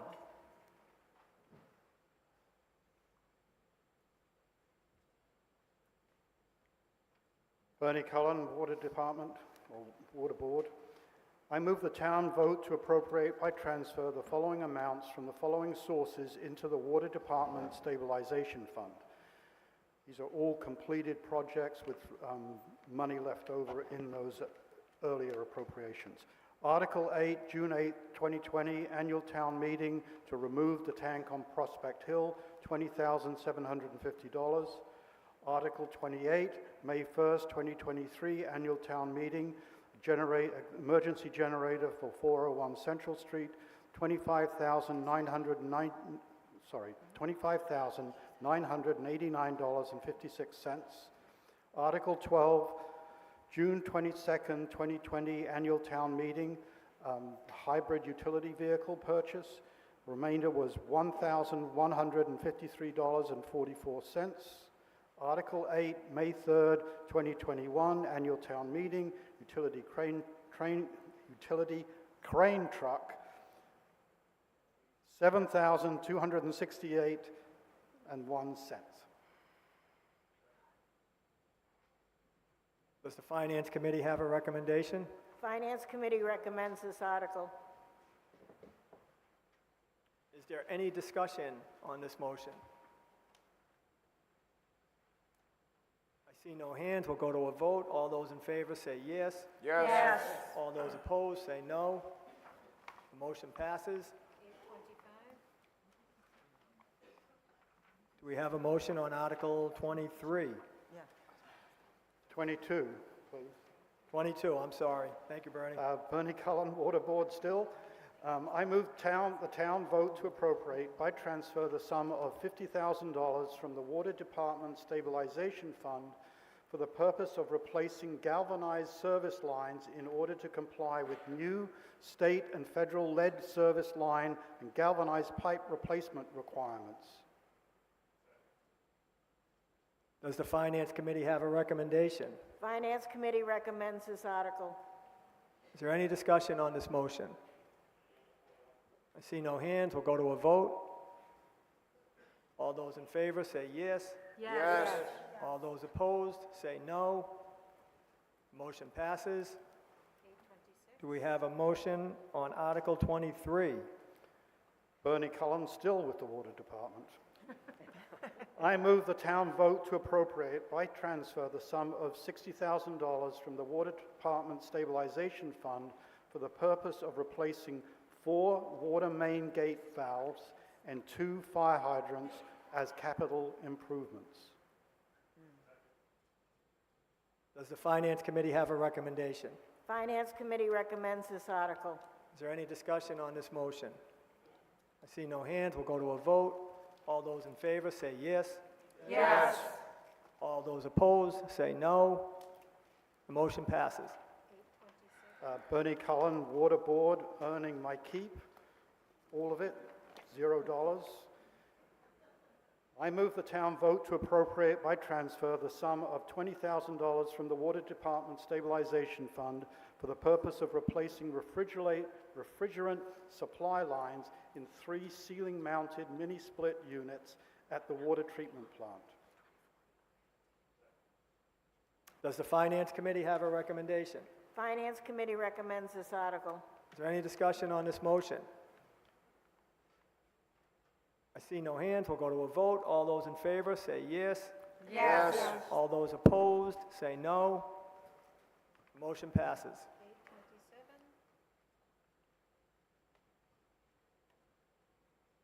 Do we have a motion on Article 20? I believe we're 26 now, aren't we? 25. 25. All right. I'm sorry.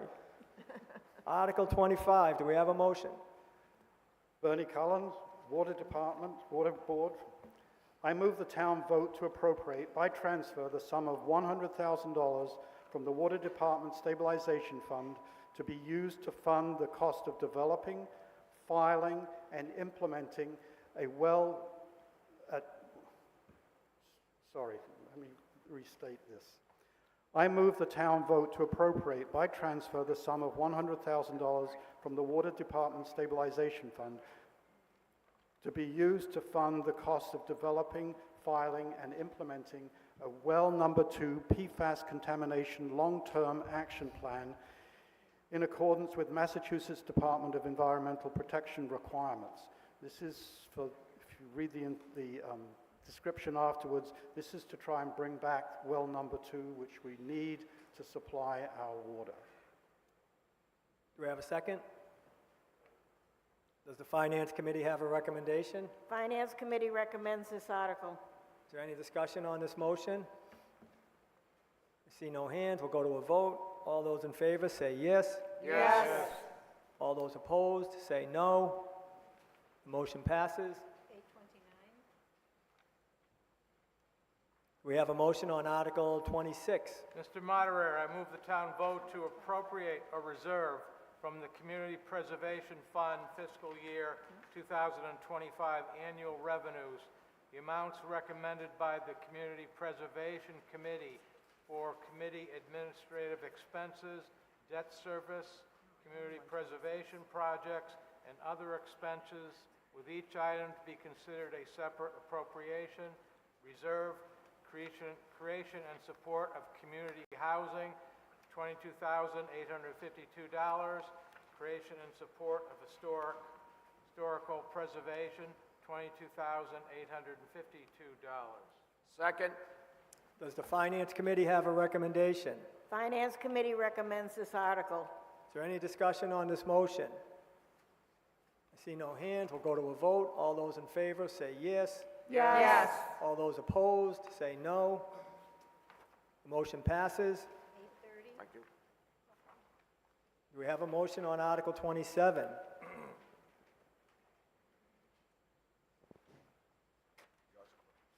Mr. Moderator, I move the town vote as recommended by the Community Preservation Committee to appropriate by transfer from the Community Preservation Fund Historic Resources Reserve the sum of $10,000 to be used by the Cemetery Commission for costs associated with the repair and preservation of damaged gravestones.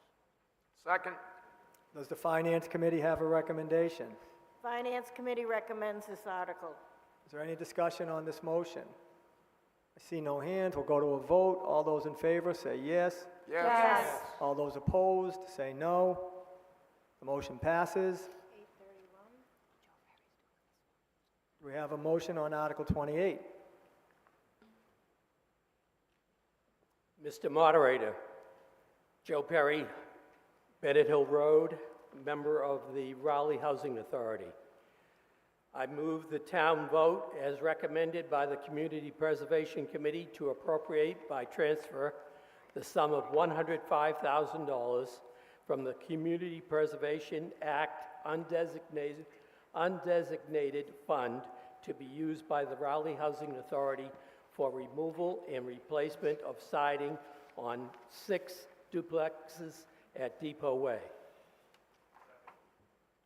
Does the Finance Committee have a recommendation? Finance Committee recommends this article. Mr. Perry, do you have the motion?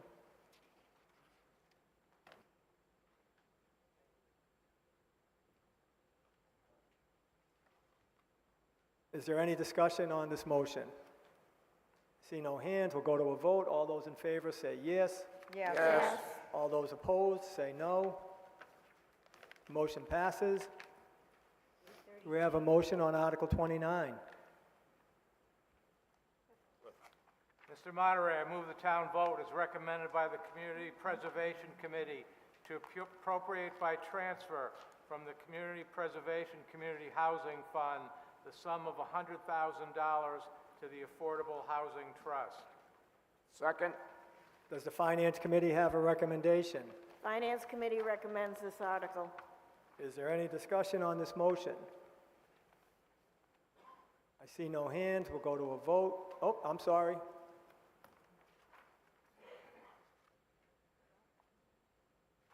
Charlie Costello from 81 Bennett Hill Road, and I'm on the Affordable Housing Trust Committee, and we've been meeting for 2 years, developed guidelines for how we can encourage and support community housing projects in our town, and we have requested these funds to begin our trust, begin our bank account to offer financial assistance for proper projects.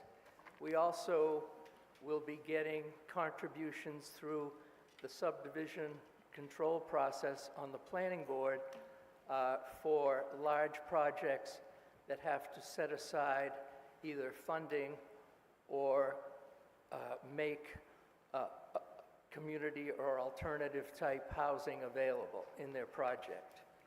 So we're just starting out, but we're looking for seed money to grow our funds, and we hope to have support at this meeting. Any additional discussion? Okay.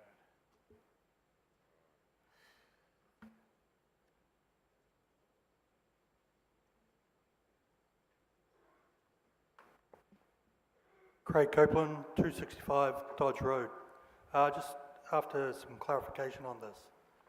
So the 100,000 goes into a fund that can be spent without having to come back to town meeting.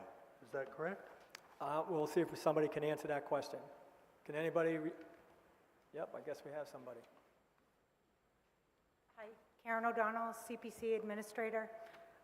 Those funds can be spent, but they have to follow the CPA guidelines. They would still follow the CPA guidelines. And the only other part that I'd like to add to that is when they came to the CPA for saying this, it was stated by one of the members that once we get the $100,000 from these people, we'll be able to get it every year. Are we voting that we are going to be giving $100,000 every year from us people? Can somebody address that? Karen O'Donnell, CBA Administrator. It would have to be voted every year. Any additional discussion on this motion? I see no hands. We'll go to a vote. All those in favor say yes. Yes. Yes. All those opposed say no. The motion passes. 8:36. We have a motion on Article 30. Mr. Moderator, I move the town vote as recommended by the Community Preservation Committee to appropriate by transfer from the Community Preservation Undesignated Fund the amount of $500,000 to support Harbor Light Homes in the development of a new mixed-use community called Windward Crossing, located at 236-240 Newburyport Turnpike, consisting of approximately 4 acres. This new construction project is designed as an inclusive, integrated community for individuals with developmental disorders, primarily autism spectrum disorder, seniors, and the larger community. The overall project consists of 4 components. Number 1, Windward Senior will offer 20 one-bedroom apartments for seniors aged 62 and over. The building will be a 2-story, fully sprinklered wood frame building of approximately 23,000 square feet. The apartments will offer 282 square feet of living space with an open concept living dining area. 2, Windward Home, a 5-bedroom Department of Developmental Services group home that will be rented to and operated by Northeast Arc.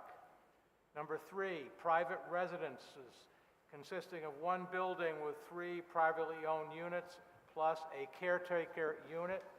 And number 4, a community center. Second. Does the Finance Committee have a recommendation? Finance Committee recommends this article. Is there any discussion on this motion? Yes. Step up, please. Who do we have first? Go ahead.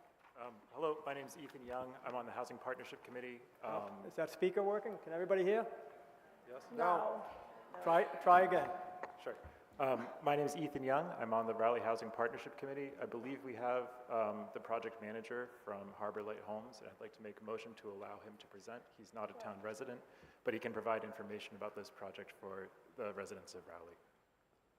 Yeah, he can speak because we've already addressed the motion for non-residents. Sure. Okay. So go ahead.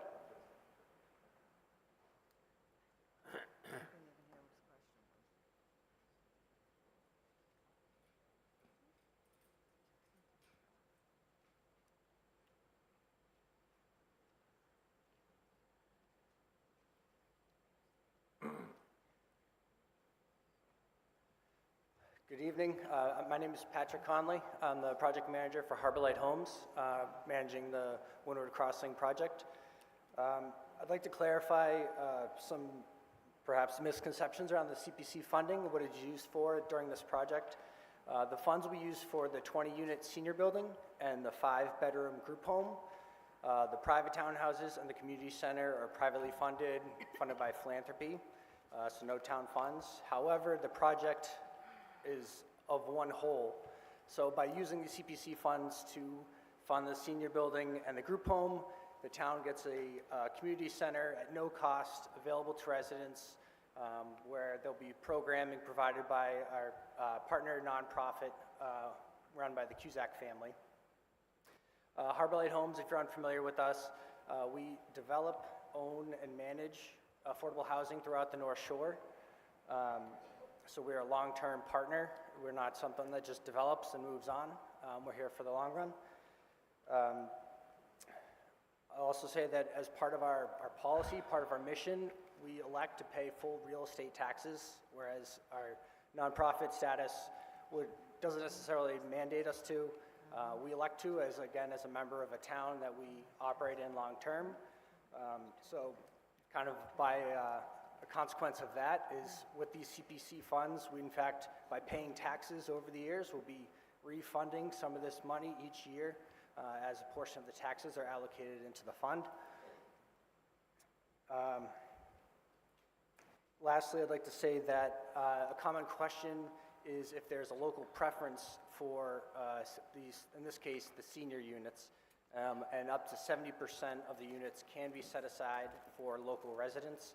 I do have to offer the caveat that the state does have final say for that, but it's not uncommon for us to have conversations with the state with that 70% local preference as a starting point.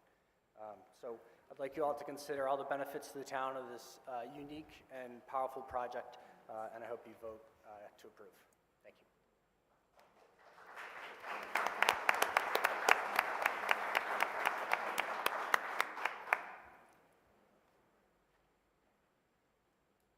Matt Grenier, Weathersfield Street. I actually have a question for the project manager. Sir, if this is rejected, will the project still continue regardless of the funding of the $500,000? Pat Conley, Harbor Light Homes. It won't, most likely it will be delayed. This funding is what we need. It's not, there's not a lot of wiggle room. We rely on state funds and local funds, so it's always a tight budget every year. And so, we do our best to fill the hole, but it's not exactly an easy swap. So it may continue or it may not continue? Is that a fair assessment? Yes. What's this question? So it may continue or it will continue or it won't continue? Yep, go ahead. We will do everything in our power for it to continue. Obviously, approving this fund fills the gap, and we aim to start construction this year. If this is not approved, we will likely come back with another request, or we will look for other sources, whatever it takes to get this project across the finish line. And then a question for the Board of Selectmen. Was this voted down last town meeting? Mm-hmm. It was? Mm-hmm. Karen will address it for you. Are we doing one coming up once to talk? Karen O'Donnell, CPC Administrator. Just This was brought to town meeting prior with a request for the Affordable Housing Trust at $800,000. All of that was actually put into some confusion between 40B, 3A, Affordable Housing Trust, and then the Harbor Lights project. So that's why they came back to us and have a new request. There's money in the fund to afford this project. It is a very healthy fund right now, and we have a large amount set aside for housing. Karen, could Did you that just answer? reiterate what the funds can be used for, that they can't be used for recreation or tennis courts or pickleball or whatever? Can you just inform everyone what these funds have to be used for this? So there's only 3 buckets you can use, and it's housing, recreation, open space, and historic. So right now, there's $392,000 in the housing bucket. And as well, there's a large amount in the unreserved fund. So there's more than enough money to do the project. Mr. Moderator, one question at a time, please. Yeah, all right, so let me just explain the procedure. So everybody gets a chance to talk.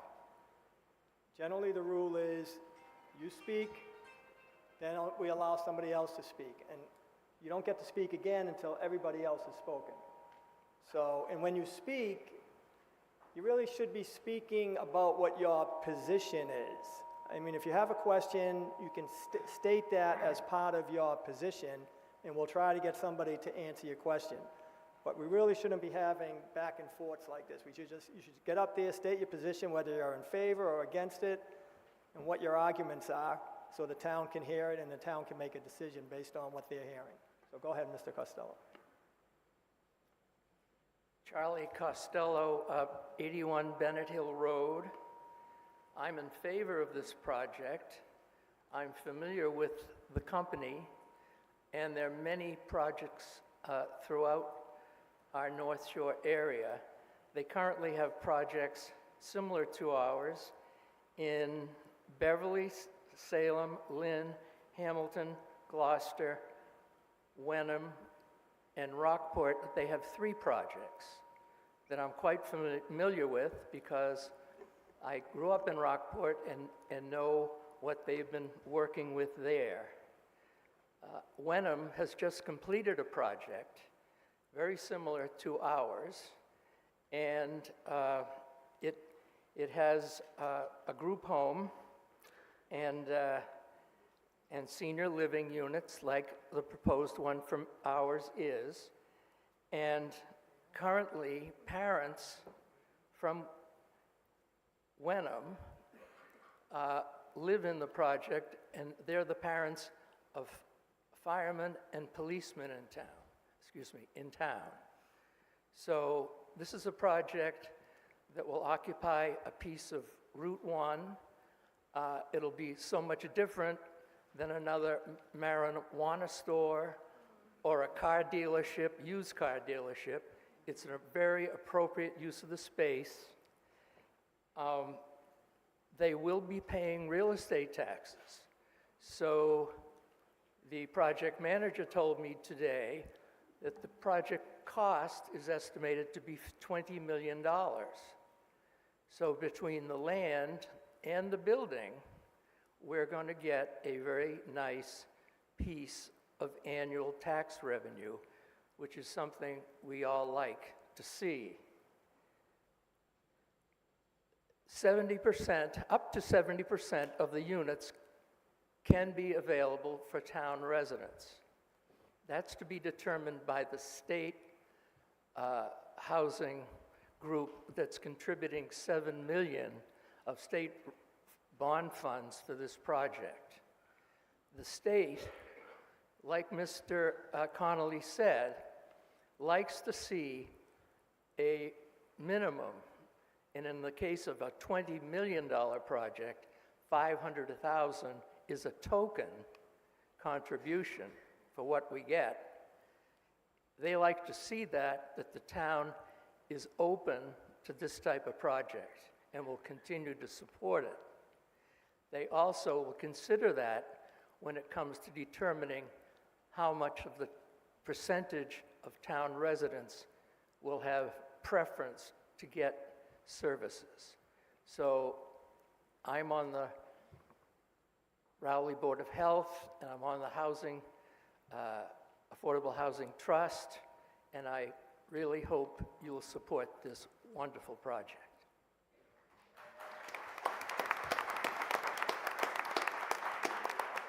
Next. Hello again, Ethan Young, 142 Main Street. I'm also a member of Rowley's Housing Partnership Authority, Partnership Committee, and I'm here to speak on behalf of this project. As you know, this is a proposed development asking for $500,000 of CPA funds. Those $500,000 will primarily be supporting one component of this project, which is a 20-unit home for senior citizens, and it's community housing, which is affordable housing. Of that home, as you've heard, up to 70% could be set aside with preference for Rowley residents. Those are seniors who would qualify for the affordability standard who currently live in Rowley. That would be 14 units of housing. This project is being developed by a private partner with deep experience in high-quality, well-managed affordable housing. And this project matters because it addresses a real need. As of this morning, there are currently 23 Rowley seniors on the wait list for a unit in the Housing Authority units at Plantation Drive on Central Street. Many are at risk of being priced out of their hometown. This project offers deep affordability, true affordability. 15 of the 20 units will be available to seniors earning under 30% of area median income In 2024, that's an annual income of $34,400, truly serving our most vulnerable neighbors. This project respects our elders. Windward Crossing helps longtime Raleigh residents age in place, near family, friends, and familiar surroundings. And why this matters now, it's a rare opportunity where projects like this are difficult to plan and they're difficult to finance. Raleigh has the chance to bring real affordability to life to our seniors right now. It's a smart investment of $500,000. This request uses Community Preservation Act funds, which are already designated for affordable housing. They can't go to our town budget. They can't go to a general fund of tax collection.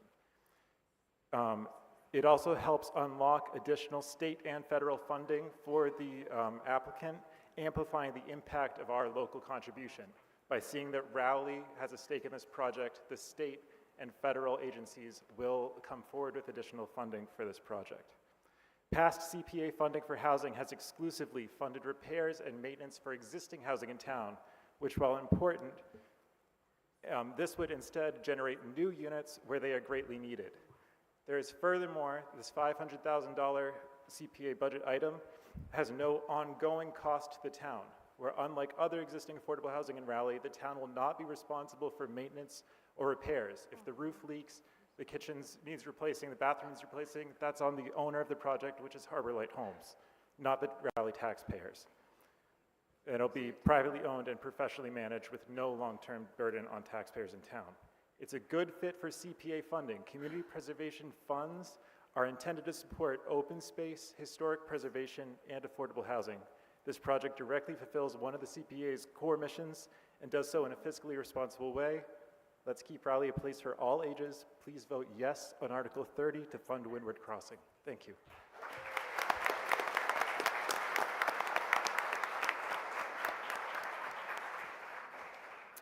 Maura Master Giovanni, 188 Central.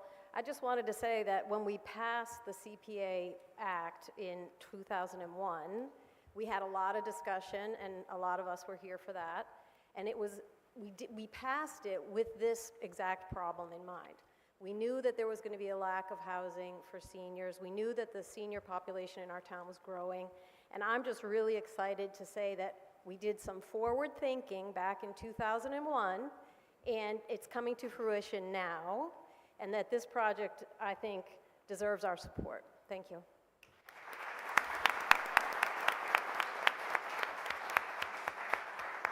Come on up. Narissa Wallen, 36 Warehouse Lane. I'm only asking this question because no one else did, but in the printed article, it says 682 square feet of living space, and I believe in the motion it said 282. That was what was, I believe, was said as part of the motion. I don't know if that matters. Can anybody address that? Yeah, I think you're correct, Narissa. You are, yeah.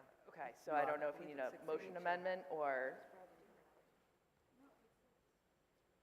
Let's see what the motion says. 682. It was read incorrectly. Yeah, it's printed 682. correctly. It was read incorrectly. Yeah.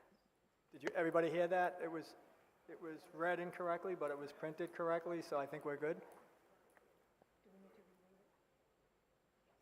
It has to be reread with the correct number. Oh, we have to reread it. Okay, thank you. Thank you for bringing that to our attention. Who's making that motion? I got the motion. You got to reread it. Just reread it.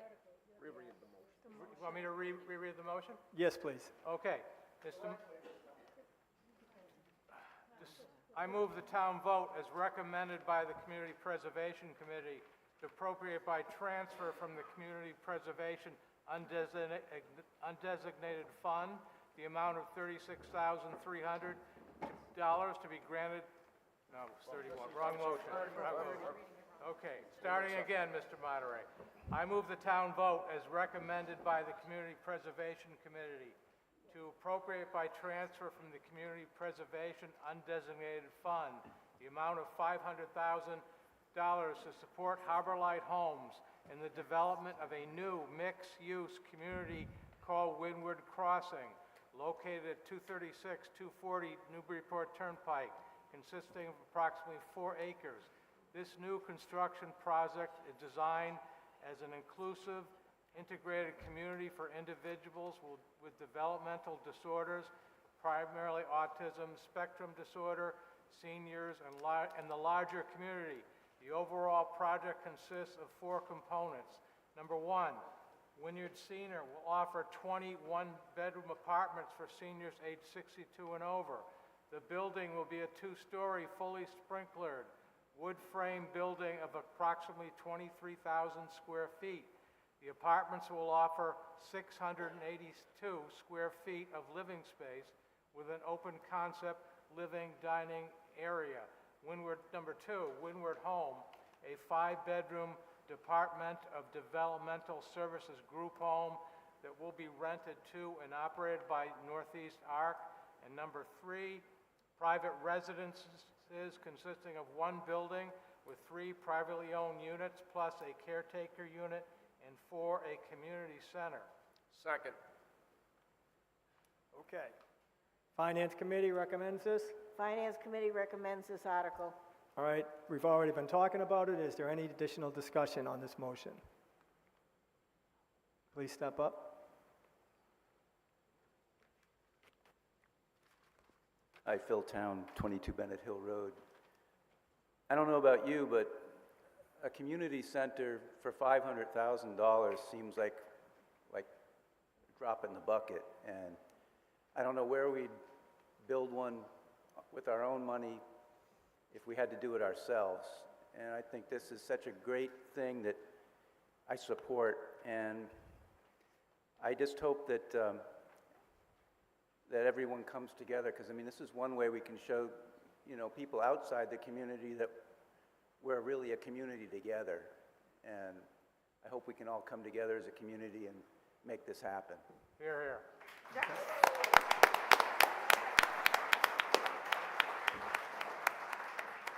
Any additional discussion on this motion? I see no hands. We'll go to a vote. All those in favor say yes. Yes. All those opposed say no. No. Okay, the yes has it.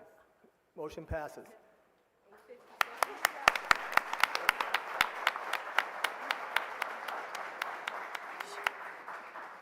Do we have a motion on Article 31?